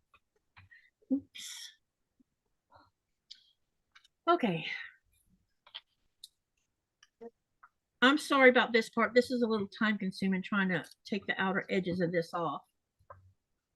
Hi, Sylvia. Welcome, welcome. It's a safety problem too. Yes, it is. If that trampoline flies and damages your house, their insurance company should have to pay for that. That now the traumatizing your part, unfortunately, but yeah. Well, they didn't pay for the other one. This last crash into my house. She still hasn't paid it. We're going to have to hire a lawyer to get her to pay it. And hiring a lawyer costs money. Money that we don't have laying around right now.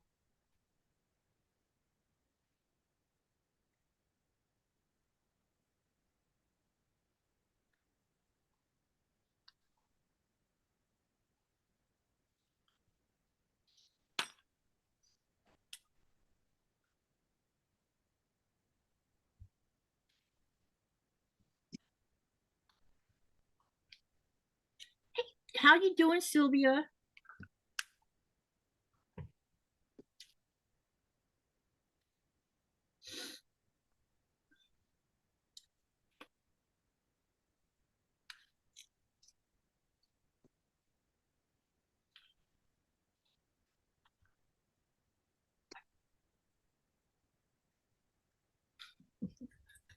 Nora's hilarious. She's like, you're ignoring me, so I'm gonna bark at you and tell you all about it because you're not paying attention to me. Hi, Sylvia.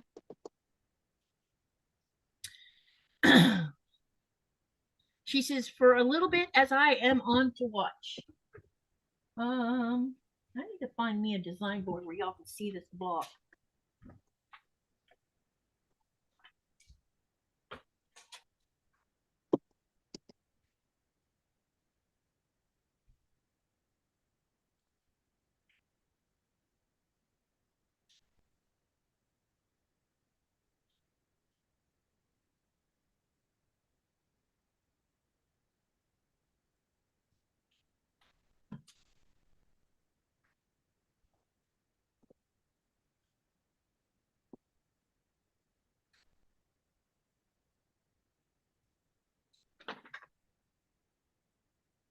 See, I'll stick a couple pins in it, and then I'll stand it up behind me where you can see it. That way, those that's coming in can see it.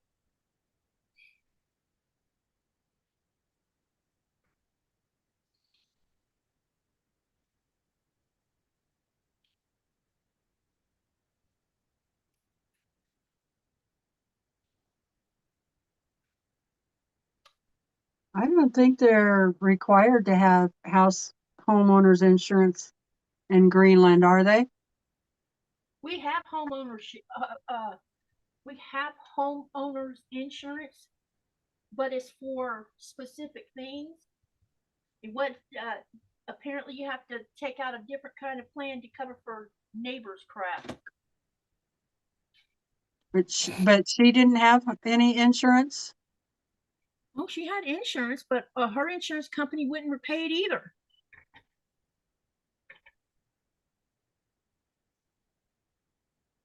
Well, why have insurance then? You know, I don't if know. nobody's gonna. Yeah, we had to change our plan, and I'm like, so our house would have to burn down before they pay anything. Nikolai was really upset about it. No, I bet. Because the weather was the main cause. Well, the weather and the owner of the trampoline were the causals, not us. We did nothing wrong, and we're the one paying the price for it. Right. Because we're stuck with this 38,000 kroner bill. Because she won't even look at us when she goes by when we're outside. She won't even look at us.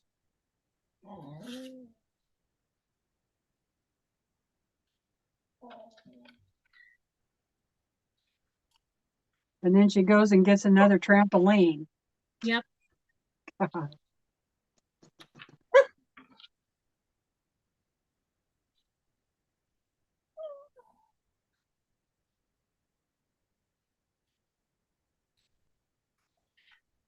seriously think I will call the police department tomorrow and ask them to come over to the house so we can have this trampoline discussion. Because there's something else I need to talk to them about anyway.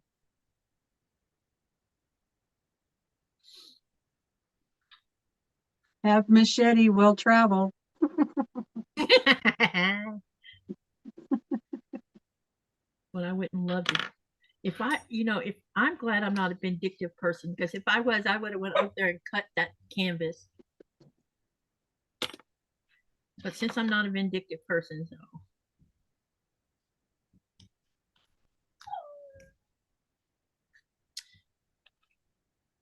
it didn't take the kids long to break the.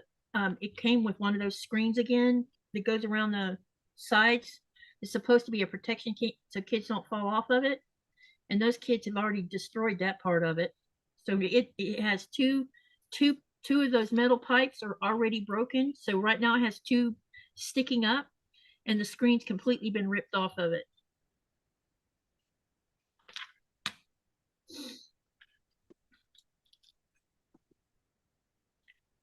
I, my kids didn't have trampolines because I was afraid of, well, I was afraid of for two different reasons. One, because Florida's famous for hurricanes, and two, I was worried one of my kids would, you know, fall off it and break their head or something, because kids think they're invincible. So I never bought them one, but I bought my two granddaughters one, and Kristen asked me, she says, "Mom, why did you never buy us one?" I said, "Because I thought y'all were going to get hurt on it. I couldn't bear the idea of y'all breaking your back or something." But she wanted a trampoline for her granddaughters, and I said, "Oh, well, I'm going to buy one that has safety stuff on it." And they've taken care of that trampoline. And Derek put big, long screws in the ground about this long, and then he fastened the trampoline to it. Hi, Katie, and everyone, says Denise. Is there such a thing as a statute of limitations to file a lawsuit for a trampoline damage? I don't know. They just now have, Nuke finally has lawyers that the general public can use. And that's just happened in the last year. My boss's daughter, the oldest one, Naya, she's almost done with her education to be a lawyer. And she's going to be, what did she say? What kind of lawyer she was going to be? I forget what part of being a lawyer she was going to be doing for Greenland.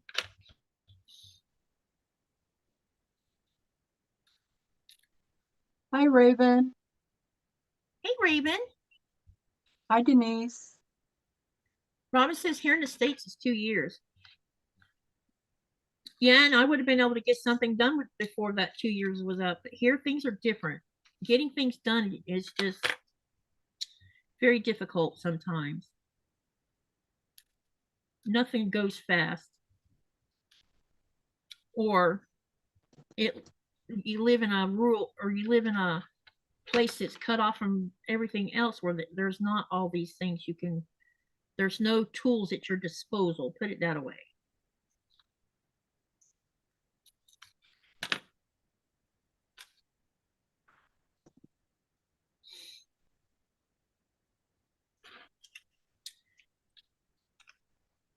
Bonnie says she had one for her son, but she was very responsible and paid attention to what those kids were doing out there. Of course, they were teenagers. And Sylvia says hurricane came my house when I came to my house when I was in Texas. My tree fell and broke a fence to the neighbors. We agreed to take care of the tree. The neighbor rebuilt the fence. Yeah, that's something in Florida. You didn't have neighbors arguing over a tree that, fell on the fence.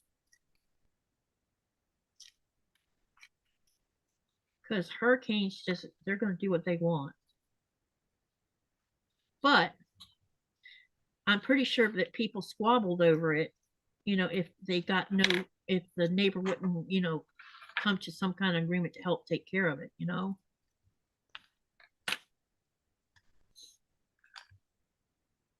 Trying to remember if I've ever had a tree fall on someone else's fence. I don't think so. The one tree that we were worried the most about falling we were worried about it falling on our house. When they built our house, they didn't bother to take that tree down, and that tree was 85 feet up in the air. and the whole the 20 like 20 feet from the bottom up was dead on the inside, and then from 25 feet up from that area was live all the way through the tree, and then above that 25 feet the rest of it was hollow on the inside, dead on the inside but live on the outside, because oak trees have two cambiums. And so every time we got bad weather, I worried, and because of the way it was leaning, we knew it might fall on top of our bedroom. So after that storm, the sentry came through and that tree didn't fall down. I was shocked. And finally I said, we need to find someone that can take this tree down that we can afford to pick. Getting a tree person to come and take a tree down is not cheap. And if you're a working family whose income is, you live paycheck to paycheck, it's hard, even though you might own the house, you have a mortgage, to pay for someone to come and take a big tree down. And someone had told me about these men. It was 3 men, and all of their names were Frank, which is hilarious. And someone told us about them, so we contacted them, and he came over and he says, I'll take the tree down for $300. I'm like, well, $300 is better than $1,000. He says, that's what they were quoting you to do this tree? I'm like, yep, because the way it was situated and how it could fall on the house. And he says, you know what? Then they're idiots, because I can tell you, I can guarantee you, I can drop this tree without dropping it on your house. I'm like, okay. So they came, and it's quite comical telling about this story, because you have Frank shimmying up this tree, and you can see the top part of the tree kind of like moving a little bit. And I'm like, you're going to get hurt. Oh, I'll be fine. And he had a rope around his waist, and every time he moved a certain amount of feet up, he would retie the rope. And when he got up to where he was at, he had a secondary rope that he had on his shoulder that he was carrying up with him. And it was like 300 feet long. And where he got to the area he needed to get to, he got himself secured. And then he moved the rope up above where he was going to cut the tree. And Frank down here on the ground is on the northeast side of the yard, in the backyard, as far back at the corner as he could get. And he says, hey, Frank, tell me when you're ready. And he's hollering at Frank up in the tree. And the other Frank's monitoring everything. And he says, and so the Frank in the tree says to the Frank on the ground, get ready to pull when I tell you guys to pull. So you see him with a chainsaw cutting the tree up there, and you can see the top of the tree moving. And then you hear Frank in the tree say, pull it now. And he finishes cutting. And I would have never believed in 100 years that he would avoid either that tree not dropping on our house or not dropping on our privacy fence. But he did it in such a way that when it hit the ground, it missed the fence and our house. Oh, it was hilarious. Pretty good. And when that whole piece hit the ground, it shattered. It just went pew. Mm-hmm. So you knew that the whole top end was dead. And how it stayed up there, because we'd been in the house, I think 5 or 6 years, and that tree probably had been like that at least 10 years of its life, because it was caught from lightning. And when he finished taking the rest of that tree down, I was so happy, because no more worrying about that tree falling on our house, But it was quite comical watching them work together, and me thinking they must be crazy. Climbing up. So did they take the whole tree down or just the top? No, they took the whole tree down for $300. The entire thing, all the way to the base. Now that 300 only covered them taking the tree down and then cutting it in pieces. It was up to us to dispose of it. What we ended up doing was using some of it for firewood, and we knew some people that had fireplaces, and told them we had firewood. If it would be free if they would just come and get it, and we ended up disposing of it that way, instead of just hauling it to the landfill. Yeah. And so we didn't have to pay money for that, because people were coming over there getting it. We had piled it all up underneath some trees in the front yard where they could just randomly come and get it.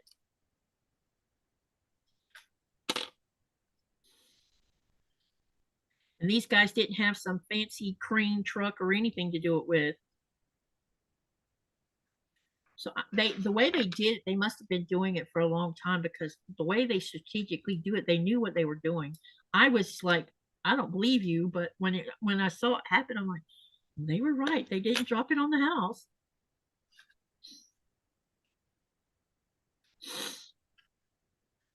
Back then, I didn't have a video camera to video it, you know.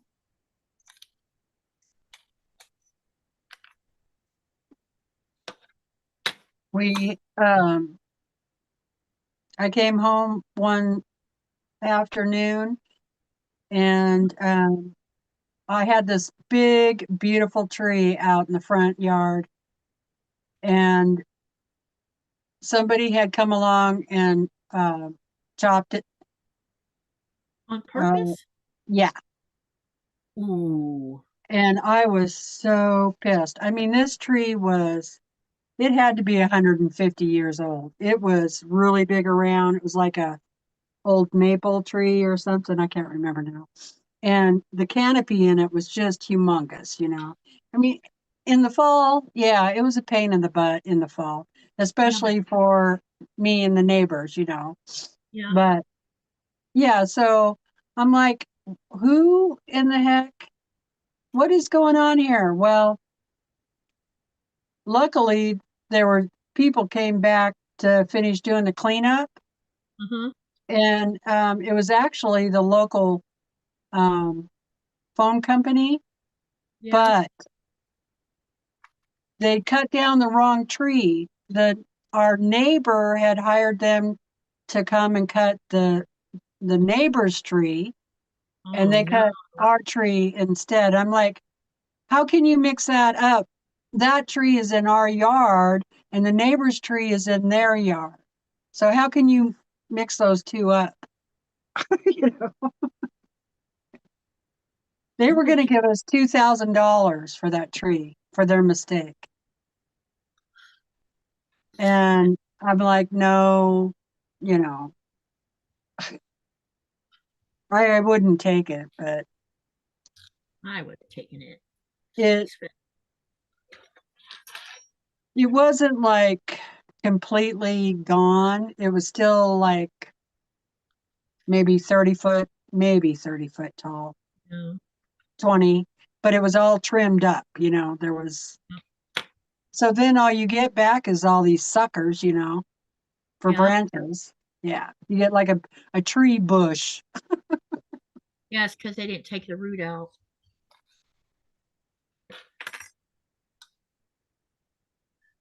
Sylvia says, I watch a guy fall a tree so accurate, missing house and care. It's amazing. Yeah, some of them know what they're doing.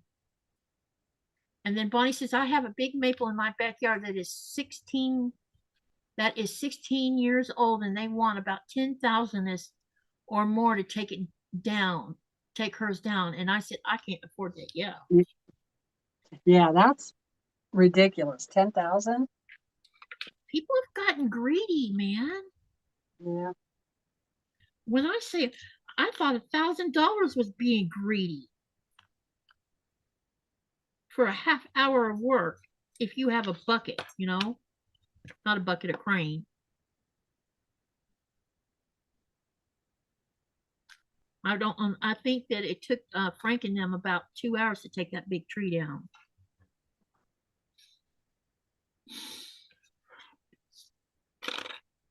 I was sweating bullets because I was so worried he was going to fall out of the tree, you know.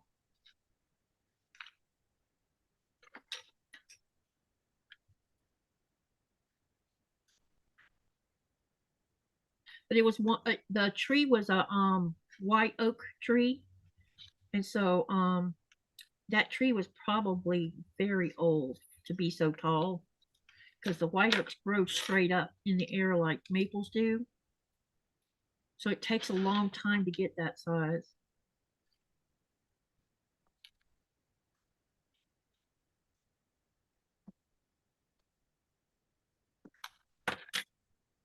Either white oak or a laurel oak. I can't remember which one. I think it was a white oak. We had 2 or 3 different oak trees in our yard.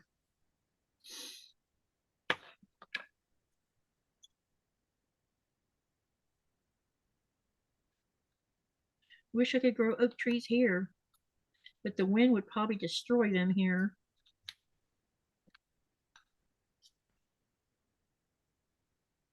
I noticed these willows sure do stand up to this wind.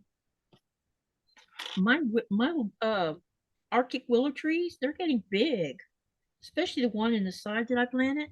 That one has gotten quite large now.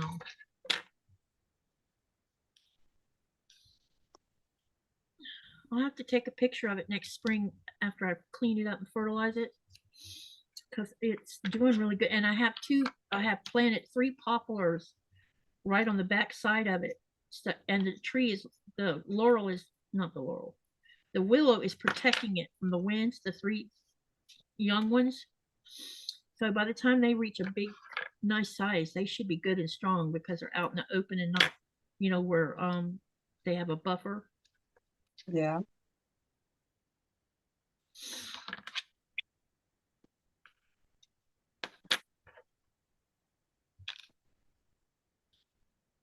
Denise says they probably saved you some money to trim it, says Teresa. Yeah. And then Bonnie says, I wouldn't mind paying $1,000 after what they offered me. And I'm sorry, the tree is 60-something years old, but I watched them and they're amazing how they maneuver. It's fun to watch. Nothing like having branches from old trees fly at your house during the stormy wind. An old eucalyptus trees with big splits in the trunk and never getting watered. Scary, yeah. If you don't take care of your big trees, they will be disastrous. You can't control what nature does, like lightning and stuff. But there's other things you can do to keep them stronger.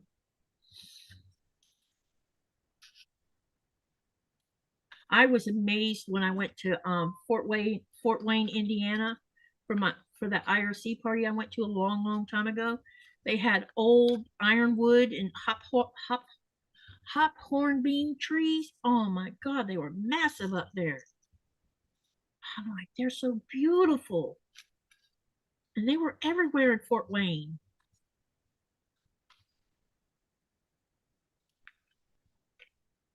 Okay, where's the, oh, there it is. I'm ready to sew these now that I got that side stuff off of it. So I just got to get them laid out properly. And then this one's going to go up here.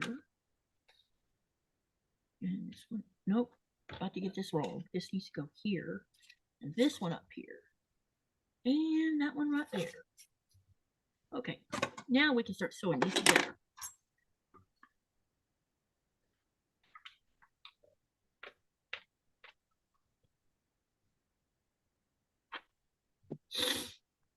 Okay, time to sew. It's funny how time consuming it is to do something, to fix it where you can go ahead and sew it.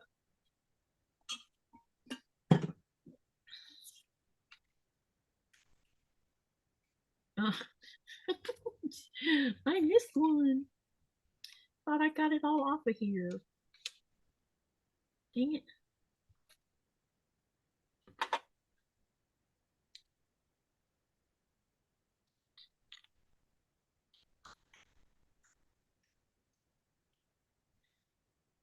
Okay.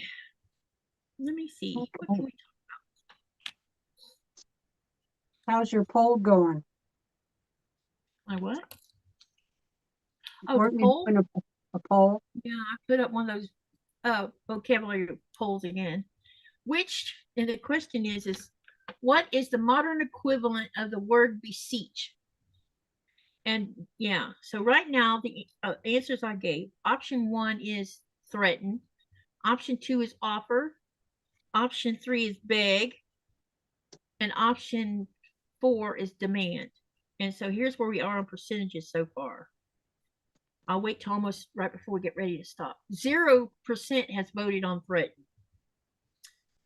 We have 18% of the votes on offer, 66% is on beg, and 16% is on demand, and that's out of 38 votes so far.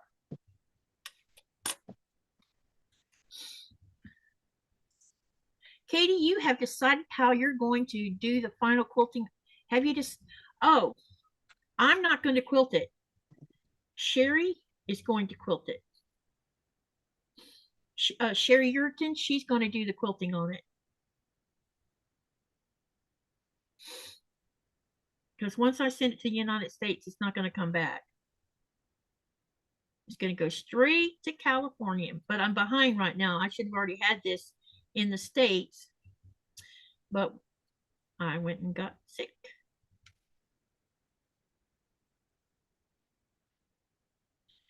There was a man electrocuted just yesterday trying to trim a tree for a business here in Los Angeles. Oh, goodness. So he must have been near power lines.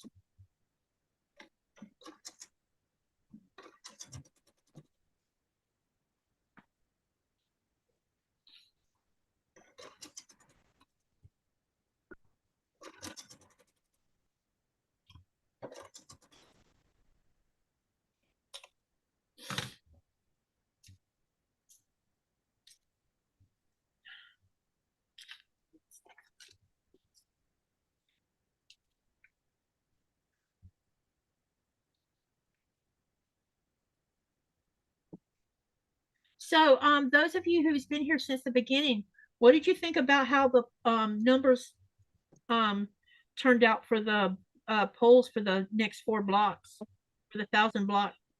Did you think it would turn out that way?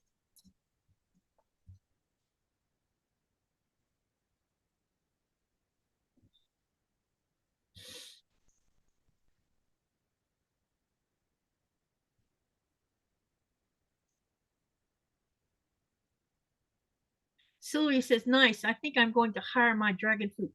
I'm going to hire my dragon fruit quilt too. Yeah, yeah, I've asked her. She'll do it. Her quilting is very beautiful.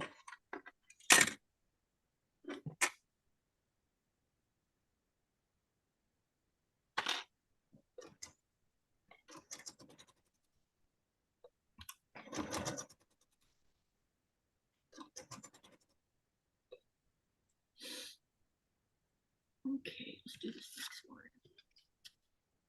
Pat says that she was surprised. And Jaja says, I think yes, kind of. The number 1 block I thought would win, even though I didn't pick that as my vote.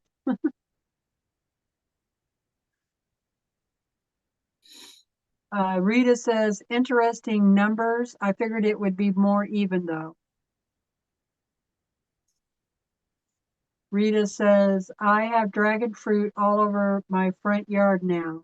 My cactus survived. Yeah, her husband got a hold of her garden. Rita was really upset, and I can't blame her one bit because if it was I was in her shoes, I think I would have been worse on him than she was. I wouldn't have let go of it for a while, I can tell you that.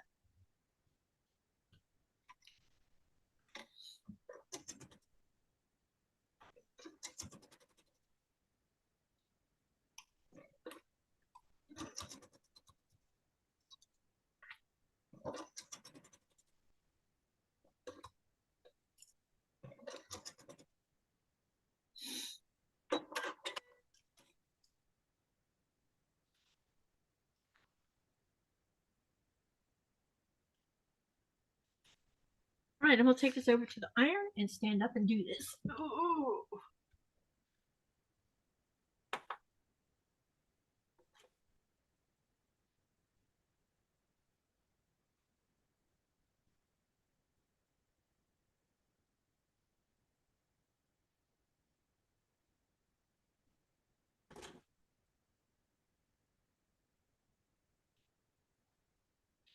I figured it would take you a while, Rita.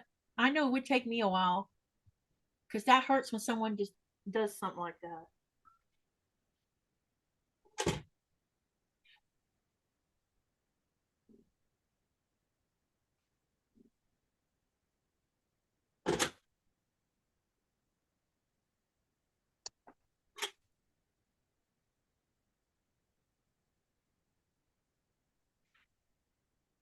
Rita says she's barely letting go of it now.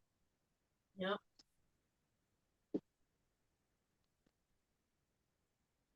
I don't blame her one little bit.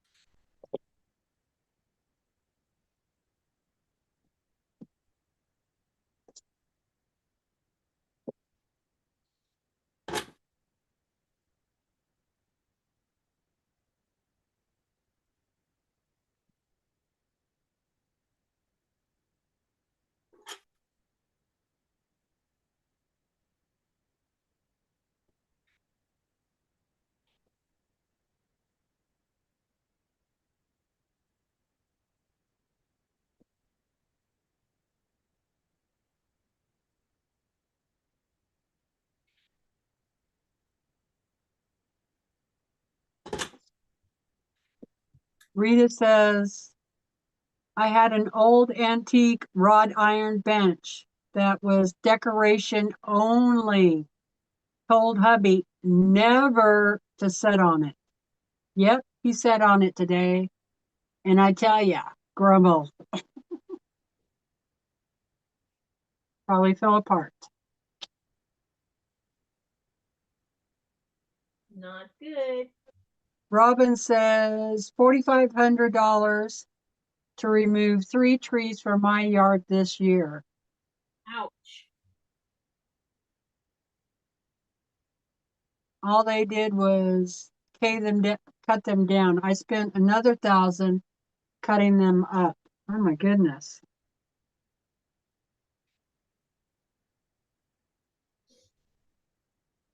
We have a tree company that does all the trees for the power company, and they'll do, after their work day, they'll come and do personal trees, to make extra money, I guess, whatever. And when they take a tree out for you, they have a chipper and all that, so they'll just chip up the whole tree. And if you want the chips, you can keep them, so you could use it for your flower beds or whatever.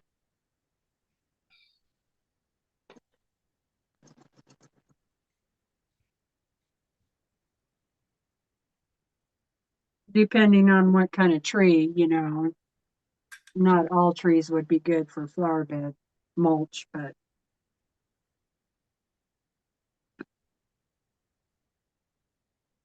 Yeah, but it would go back to nature, which is the main thing. yeah. I had, when we lived in Oregon, we had some good spots where they could just dump loads of that chip. So we just let them dump all that chip on our property. And after about 3-4 years, I dug down, and a lot of it was really good mulch. So, and it didn't cost me anything. They didn't charge me for it, and I didn't charge them. It was just dump it here, boys. I was always happy whenever the power line people would come over in our neighborhood, and I'd go out there and do the same thing. Ask them, hey, what are you going to do with this? Oh, it's going to the landfill. I'm like, you can just dump it in my yard if you want to. Yeah, He's like, you sure? I'm like, you bet I am. And then I would just cover it up and let it, nature do its thing for a couple yeah, years, and then I used it for mulch. yeah. That was one of the best things I ever did, I'll tell you. Yep, because it can go back to nature instead of sitting in a Yeah, landfill, making a mess.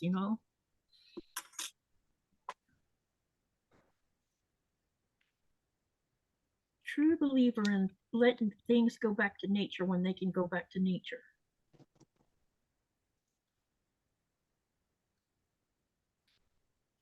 Ouch.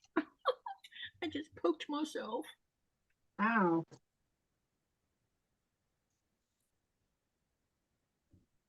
What did Andrea say? I missed something she said. Yay, I just finished my Santa riding Rudolph quilt. As soon as I get it back from the testers, it will be listed on my website. Now to decide on which pattern to work on next. Ah, nice. Hey, speaking of patterns, we should talk about the channel sew when you get a chance, Andrea, because I'm hoping I can get quite a bit of it sewn together where I can give you a picture.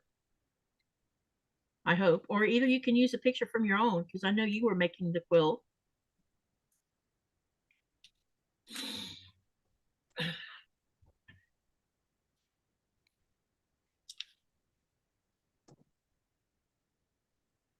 Nikolai's quilt top's going to be super beautiful. I just, oh, owie. That's the second one that poked me. Are you poking yourself? I am. Dang it.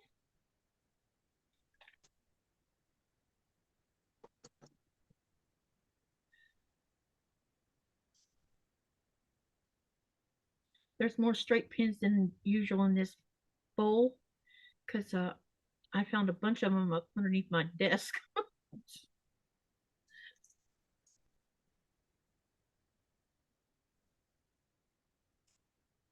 And behind my sewing machine. Yeah.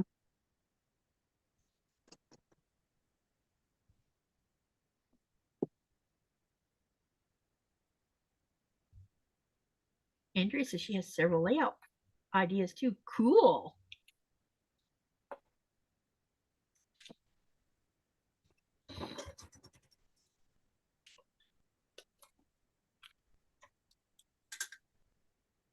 Oh, look at here. I didn't tear. Now I got to go back and fix this before I set this one together. That's why it's being weird.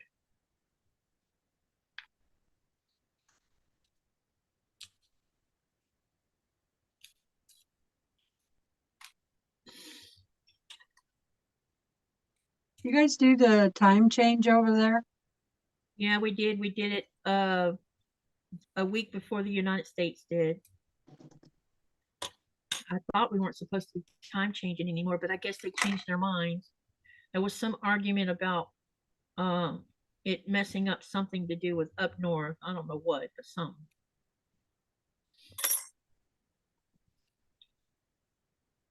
So But now you're 5 hours ahead of me now? you're on. What time is it where you are? Right now it is 9. Wait, go away. It's 9:43. So almost 10 o'clock. Yeah, Oh, you're still 6. yeah. The other for a solid week though, I was 5 hours ahead of you at one Oh, point, right. Okay. Yeah. and it was messing with my brain because the Eastern Standard Time one made them 2 hours behind me instead of 3. So I get a message. Are you really going live at 5:30? I'm like, oh crap. Because I was still on that 3 hour brain train thing, you know? Yeah.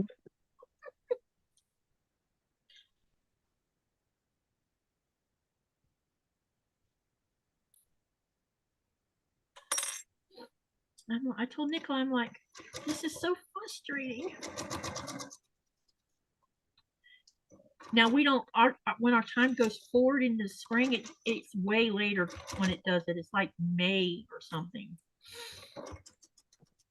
instead of March like it is in the United States. Now that might change again. Who knows? I wish they would just leave it alone, really. From what I understand, all these time things happen because of the war, World War II or something. Nikolai was on a rant. He's like, why can't the United States all have one time frame? And I'm like, you can't. Because all these time change differences is because of when the sun comes up and goes down. Well, that I don't mind so much, but I don't like, spring forward, fall back. Yeah. Because he was ranting about that. Why are they gonna be so different? Why can't they do metric and all this? Like, are we really gonna have this discussion? Because I'm gonna tell you right now, you're gonna lose.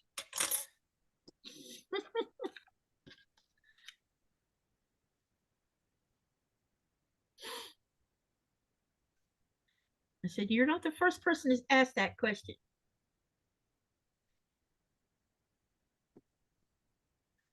And besides, it would be too hard for us older generation to switch to metric anyway. I know it would be for me because it just messes with my head. I know that how I can guesstimate, you know, one if I went 1 kilometer, how many miles that would be. I can guess that. I can guess the pound versus kilos. You know, it may not be exact, but I can pretty much get close enough. You know, but some stuff you could forget it. Like, how much is a metric ton versus regular ton?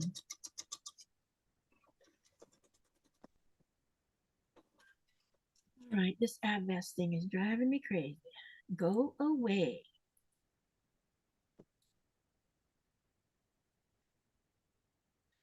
Bonnie says, that's what I thought too, and I was late because of that.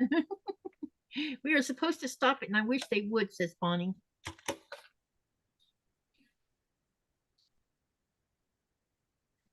I think it would cause a lot of disruptions if they did. Even when I lived in Oregon, I never changed my clocks. Now, Oregon's one of them that doesn't change times, right? No, they change. Oh, okay, because I knew Arizona didn't.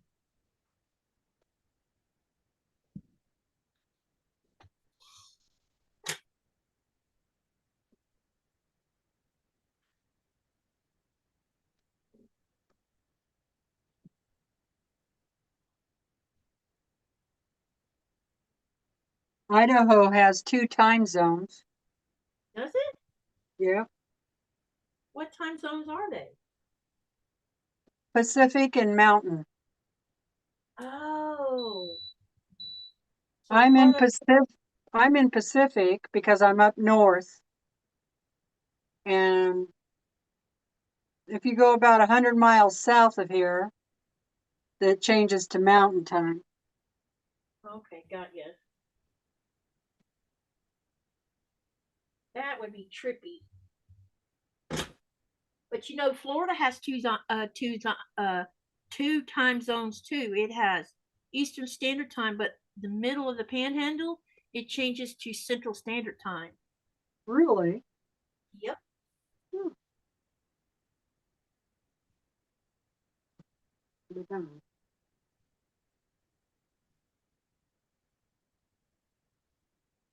That's why Myra asked me, um, how many hours between you and Central Standard Time? I'm like 4.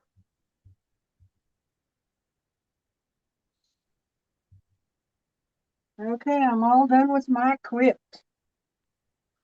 Yeah. Borders are on. You gonna show it? I can hang on. I'll just show it this way. Yeah, let me screen or let me spotlight you so they can actually see it though.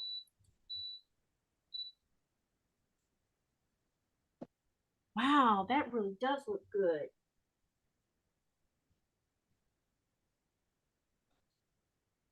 Yeah, I like that dark border.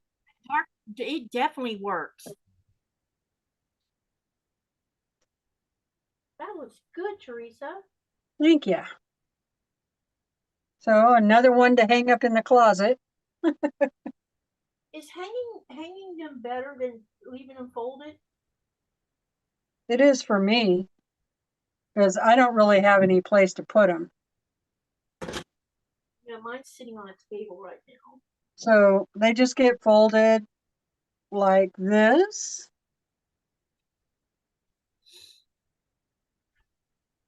And then I have clothes hangers that uh, they're for slacks for pants. Yeah. So they just slide in through here. And Yep. then I just hang them up and you know, um, they don't get all wrinkly. Yeah, I can understand that because Yeah. Mine little. When I finish this next block, I located the I talked to them, Teresa, about quilting the have a Christmas tree quilt that I need to quilt, and I showed them the backing of it the other day, but I couldn't find the front side of it. I have located the front side of it, so I'm going to show it to them because we were having a discussion on setting myself up where it doesn't make pain while I'm because that one's probably I don't know this big. It's big. It's not big big. It's like a wall hanging big. Mm. And so I'm going to show them the front of it here. Let me sew this together and then we'll do that.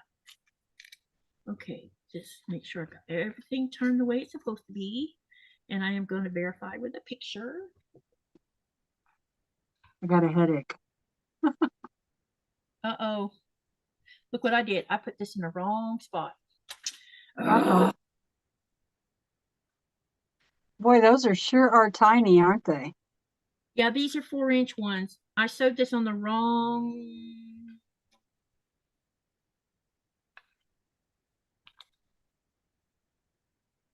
Yeah, I sewed this one on the wrong end of it, so I can fix that. It won't take me but a minute to take it apart and then put it back on. Yeah, these are 4-inch ones. Now the next sets I'll be doing will be 6-inch, and then they get bigger. Let's see. You've got. Hang on, let me look at the book. The next set, which is we'll be switching colors. Let me find the. Yeah, the next ones will be. They're 6-inch foundation paper, but look, they have nice colors. Hang on a second. Let me find the. Here we go. Oh, I need to take the spotlight off. Oops. Oh, so yeah. It'll look like that. Oh, nice. And there, I have to make 4 of those. So that'll be the next one. And those are using 6-inch papers. Then the next set after that is going to be, oh, it's another set of 6. And then we'll be doing this quadrant. So we're going from green to purple. Mm-hmm. Very nice. And the next set is purple, which is also 6-inch.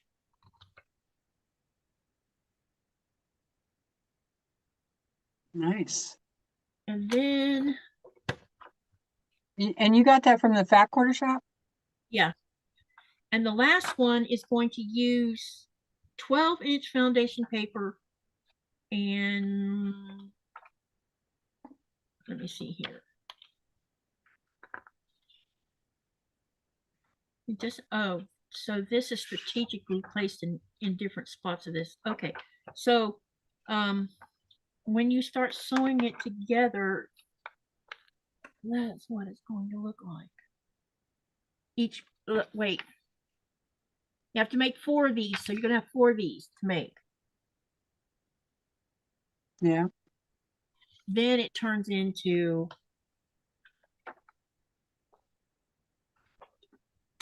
this.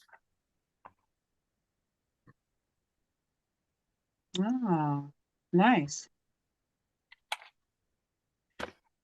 Now someone warned me that the what is this called? The one with the funny circle on it. It's called the probably snail trail. Yeah, the snail trail. Someone warned me to be careful how I did it because it can really get you confused. I don't remember who told me that. Someone else had already done it, and she mentioned that snail trail is challenging. But you have to make 4 of those. It's called smoothie block, is what they're calling it. Yeah, I think I would write on my paper what color is each square. Yep, it would be a good idea because it shows the Yeah. breakdown of the block right here. Yeah.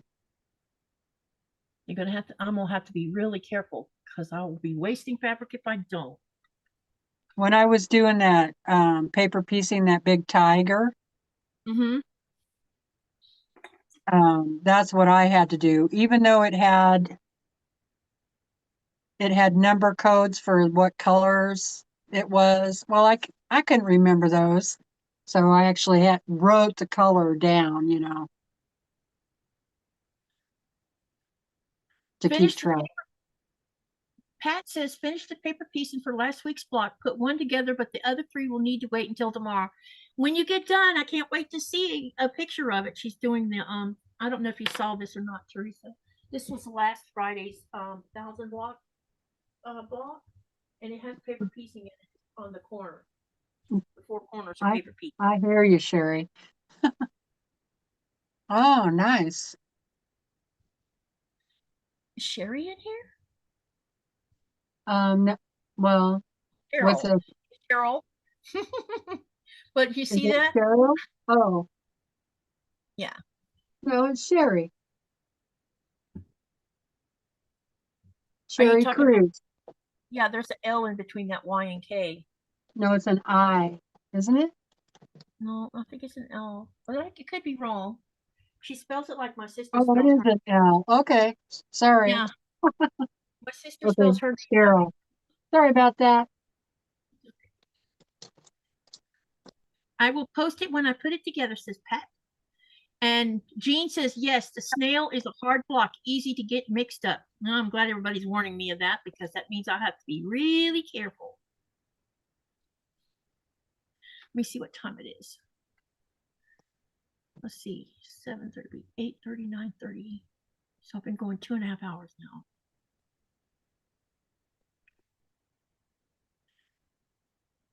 Oh, come on, I need to pull you apart without messing you up.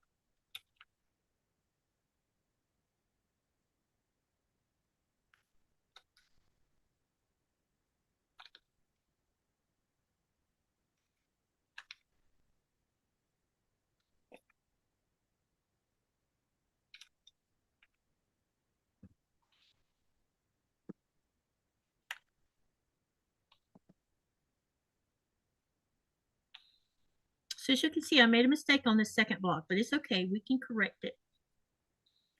I just had Hello, so. Lori. Hey, Lori. Better late than never, she said. Yeah, that's why I say nobody's ever late.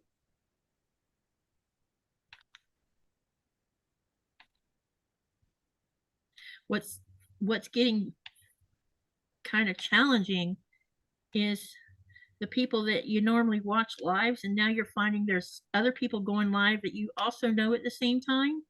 So it's like how in the world? So I use both my um laptop and my TV to try to catch everybody's lives, but sometimes I can't get around to commenting because my telephone teases me.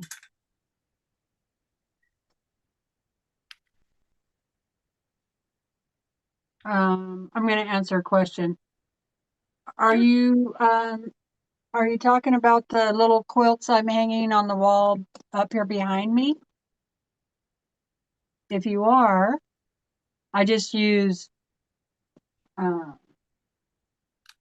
push pins, the clear push pins.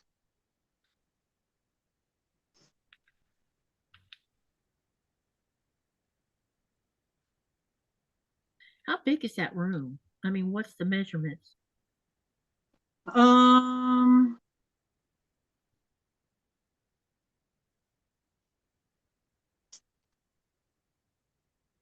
I Because you think have it your long arm is, too, right? huh?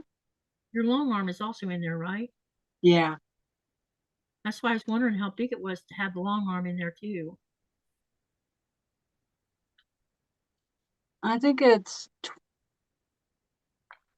part of it is like 20 by 25. Oh wow, that's a nice size room. Yeah, but then the walk-in closet cuts off part of the room, Mm-hmm. but I still have like So, 15 by so it's all one long room, or is it like an L? No, it's all one long room. Okay. I knew when you had that big long arm in there, it must be quite a But substantial room. my ceilings are slanted because it's a like a A-frame. Mm-hmm. So I would say about 12 feet Okay. is of the ceiling is straight, and then it starts to go slant down out to, another 5 feet on either side of that, if that I makes re- sense. yeah, it does. I remember when we raised the roof on the back side of our house, which wasn't the whole back side. It was from this wall this way all the way to the other end. We raised the roof on the back of the house. And my goodness, when you raise the roof to be even with the rest of it, it sure does give you more room because this house is there's two halves to this house. This side that I'm on is I don't know if this part I'm sitting in is part of the original, but definitely the kitchen and this side of the other side of the living room that y'all don't usually see, that is the original part of the house. And the bathroom was the side part of where, and it had really high pitched roof on it at one time or another. So it went way down. So when you're in the bathroom, that back wall, the way they had it, I get, I don't think we have a picture of what it used to look like. And it's hard for me to describe, but there was a wall. You had the shower on the left, which is where it's at now. And then there was this wall about 5 feet, 3 or 4 feet away from the actual shower area. And it had the sink on that little half wall. And then next to it was a toilet. So you were all cramped in this spot. And then you had this opening where it would go behind the wall, but you could not stand up in there. And he had a wash machine like shoved in there in such a way to get it in there. And so Oh when my you went God. in there, you had to like bend down to put clothes in and out of it. So there was all this wasted space. And so when we had the house renovated, we had the roof raised. And now that bathroom's big enough to put a bed in. It's a big bathroom. So we have our washer and dryer in there, and there's still lots of floor space. It's not Huh. like all ramped up, but we don't have a bathtub either, just a shower. That's the only thing I do miss is having a tub from time to time. I didn't always take baths, in a tub. I was always showering in the tub. So sometimes I miss it, especially if I want to sit down and sit in a hot tub of water to ease pain, and I don't have that advantage now. But overall, it's okay to take showers all the time. We could probably put a nice sized tub in there if we wanted to, but we would have to take all of the floor up again and put in new joist to hold the weight because I don't the floor is strong enough, but I don't think it's strong enough for a really big tub. If it was full of water, Mm-hmm. because a gallon of water weighs 12 pounds or something like that. Can't remember. It's a long time since I. 8 pounds. Yeah, I knew it was something like that. So if a garden tub, I don't know how many gallons of water a garden sized tub holds, but that gets that's a lot of weight plus your own Yeah. weight. Come on, you're giving me grief. Okay.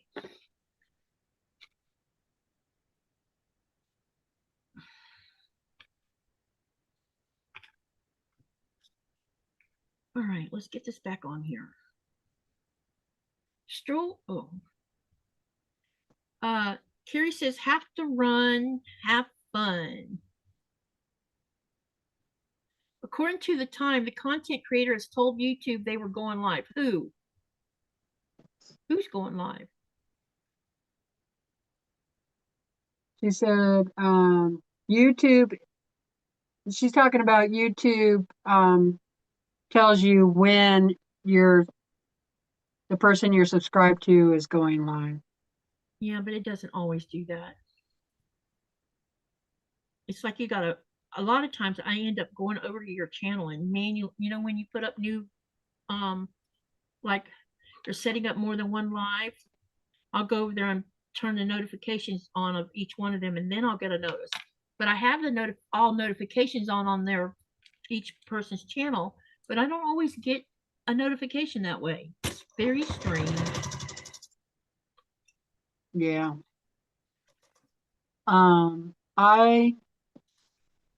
I think there's something in my setup stuff where I pick all my videos to just make it local. So if you pick local as your time zone, then it'll pick up whatever time zone you're in. So you Yeah. don't have to keep, that's what Denise is talking about. So you don't really have to keep track, but just make sure that your setting is set for local. Well, local would be my time. Yep, everybody's local. Well, yeah, that does make sense actually, because then you would just have the list of what time that person's going to be live your time. Yeah, you don't have to list them at all because when yours pops up for me, Katie, it pops up like 30 minutes before you're going to go live, and it tells me that you come on at 1:30. Oh, okay, got you. That does make sense. Yeah, because I have mine set for local.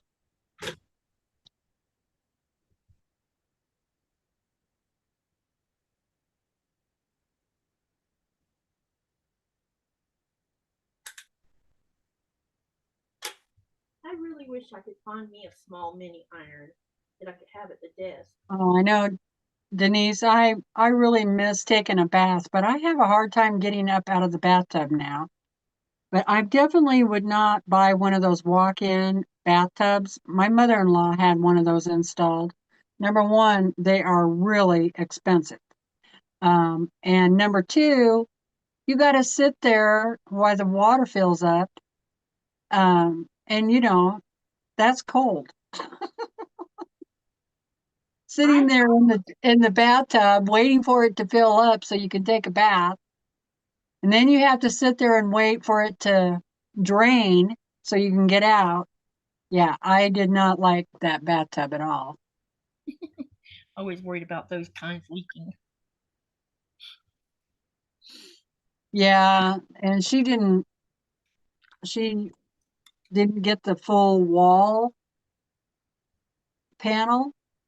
Uh huh. So, yeah, she was always making a mess all over the floor. Yeah, I think she paid like $5,000 for that tub and to have it installed. That doesn't surprise me. They're pricey. Brandon, we didn't know that she did that until it was too late. And I'm like, Brandon and I were telling her, we could have remodeled your whole bathroom for less than that if you would have Yep. just said something.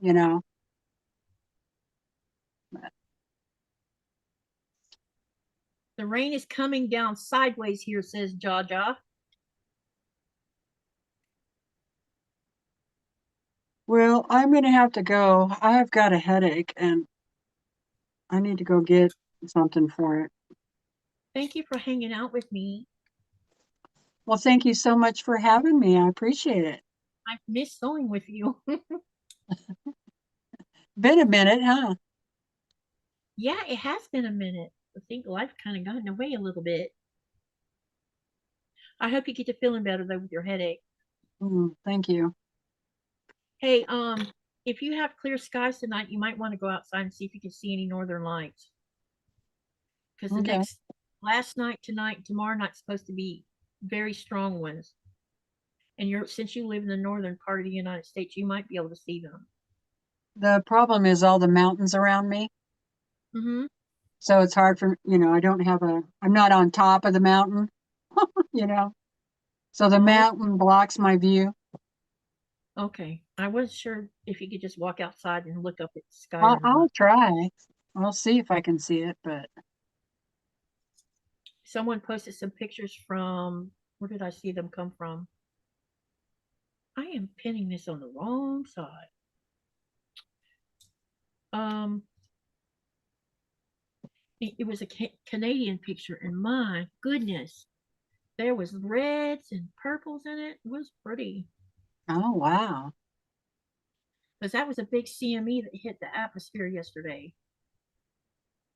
I think they ranked it at an 8 point something. Really? Yep. Yeah, there was a big plasma discharge that happened off the sun that yesterday. Well, no wonder everything's melting. Not to, they were predicting it could mess with radio waves and internet stuff and all other stuff. All right, well, I hope you get to feeling But it better. didn't do it though, did it? No, because I haven't seen it affect our internet. Mm-mm. Maybe by the time it gets to certain areas, it doesn't. Yeah. Thank you, everybody. I appreciate the kind words. Alrighty, I'll see you guys later. Thanks, Katie. Yeah, thank you. See you later. Bye-bye. Bye. So I think what I'm gonna do, you guys, is I'm gonna finish this and then I'll show you that Christmas quilt top that I plan on quilting. I haven't decided which day I'm gonna do it yet.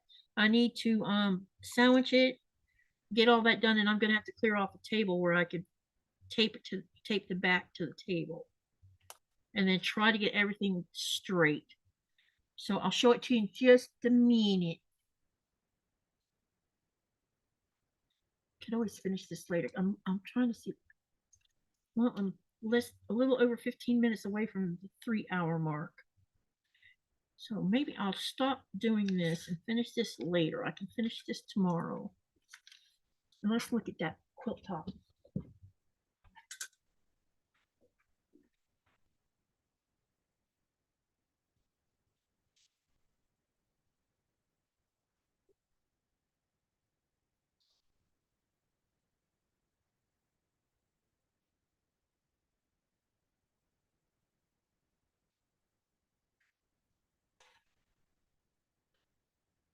Okay, I'm going to show this to you, but before someone says anything, there is no ornaments on this or anything, and I'm not going to put any on it.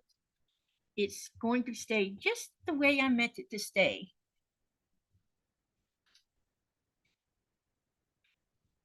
Because I like it like this.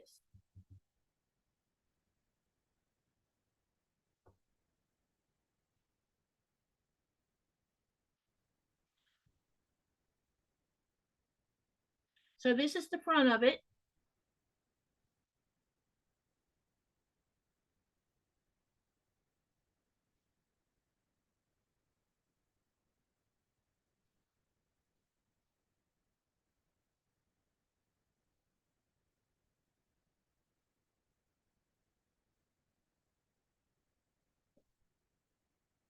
And this is what I'm going to put on the back of it.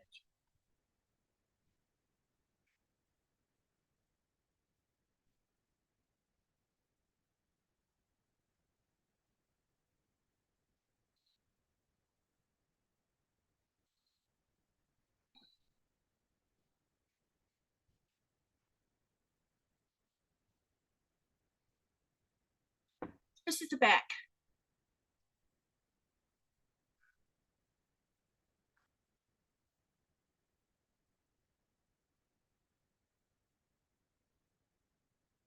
And if you want to see this part of it, here, I'll put this up closer where you can see this main fabric. That's what it looks like.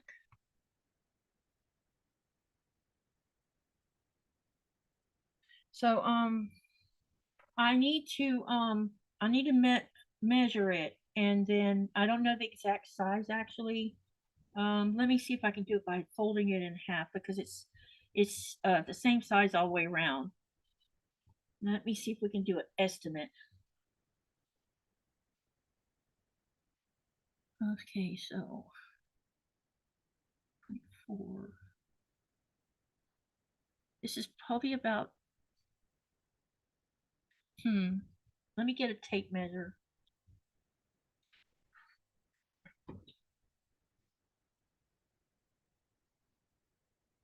And I'll be able to tell you the size of it. Hold on a minute.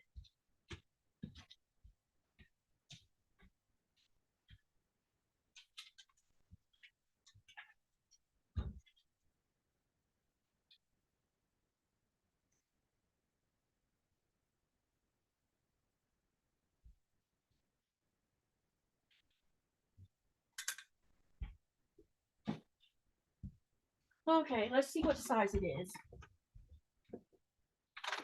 I just realized I have a tape measure right here. Okay, it is, and this is just an estimate because I'm measuring it with it folded in half. The back of it, I think I made it a little bit bigger than the front, so I'll give you the back size and the front size.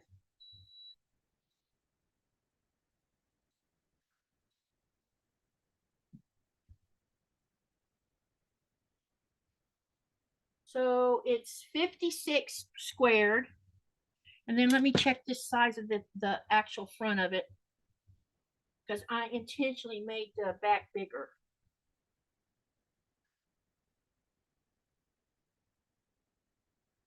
The actual the quilt top size is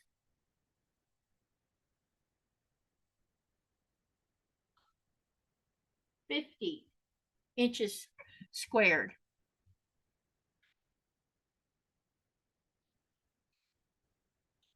But let me show you some of the fabric I used on the quilt itself so you can see it. Because I know it's hard to see some of this because it's like the white has tone on tone. Hopefully you can see that.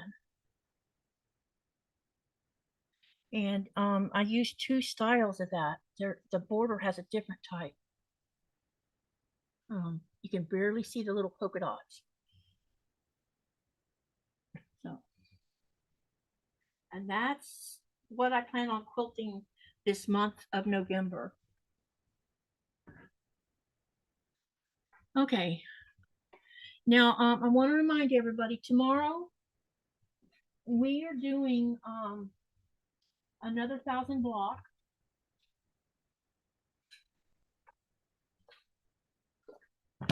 Hang on a second. Let me get my. Tomorrow's block is going to be the triangle orama. It's block number 955, and it's on page 485.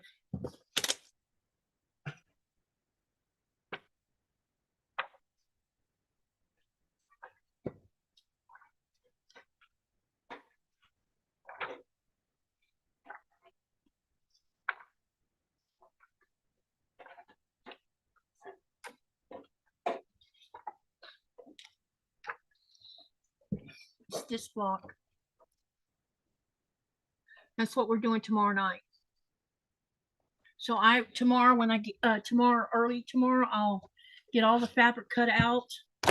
Let me have a look at what's involved in this, just so you have an idea, because I'm pretty sure it's pretty simplified. It's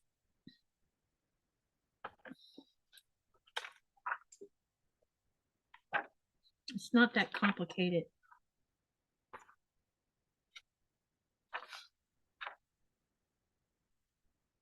Let's see, we're going to be using half squares, half squares, and looks like quarter squares. So most of this is the only part, it's half square triangles along with some quarter squares. And it's just a matter of how you turn the whole block. So let me show you the layout of the block itself, so you have an idea what we're going to do tomorrow. This is the actual layout of the block.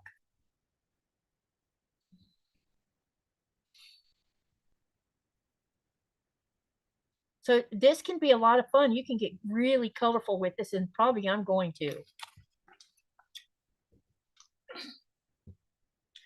I definitely want to get colorful with it. That's for sure. Okay. So that's what we're doing tomorrow.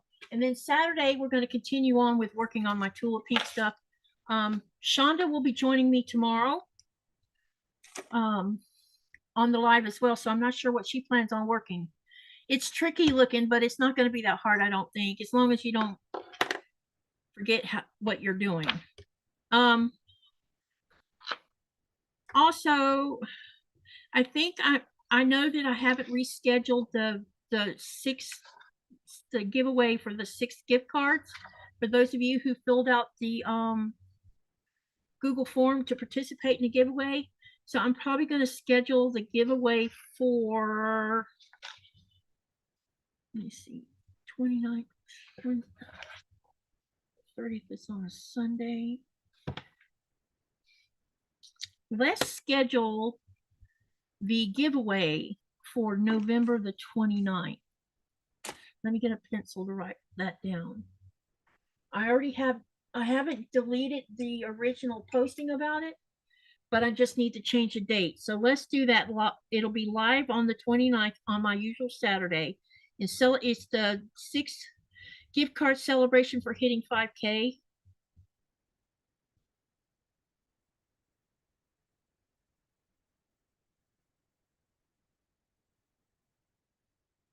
And it'll be at 4:30 Eastern Standard Time, like my usual time. So we'll do I'll probably do the giveaway periodically through the live, since I have 6 to give away. And all those of you who had already done the forms and everything, I'll be setting up the wheel based on that.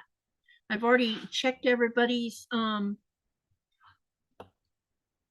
Hopefully no one is unsubscribed that has a form in there, because you have to be subscribed to get the giveaway. So that was the only stipulation, because I have all the information I need. So if someone's not here during the live and their name gets drawn, I have all the information, so I can just send the you'll get an email.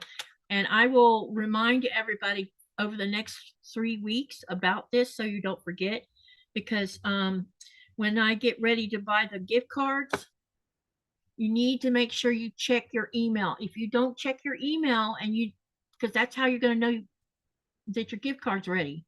Because I'll go buy the gift card, and once it's mailed to you, it's up to you. So try not to, because I noticed this last time, the 2 Amazon cards sat for a little while. So yeah. All right. So I will see you tomorrow at 4:30 Eastern Standard Time, and be ready for the next block number 21 of the 1,000 block tutorials I've been doing. I look forward to that. And hello, pescatarian gardener. Welcome, welcome. We're about to stop. Remember to live, laugh, love, and dream. Remember to share. Also, I wanted to mention something. You guys can, if you guys want to help the channel a little bit, you can share these live links so other people know that I'm live, and they can come in and participate. So if you'll do that, and don't forget to hit that like button when you're on your way out. And if you're just getting here, there's the replay, and please comment if you have any questions or anything. I'll answer them. I always answer every comment. The only comments I haven't answered this week is the ones that were for Myra. Myra, when she's ready, she'll come and answer everybody's comments on the community tab, as well as on the Facebook group. I made the post, and she knows that y'all have been commenting, and I haven't heard from her since the day she told me, so I'm assuming that they're just covered up with everything. So anyway, have a great night. I shall see you tomorrow, Friday, 4:30 Eastern Standard Time. Remember to live, laugh, love, and dream, and make something beautiful, and see you later. Thank you for dropping in, pescatarian.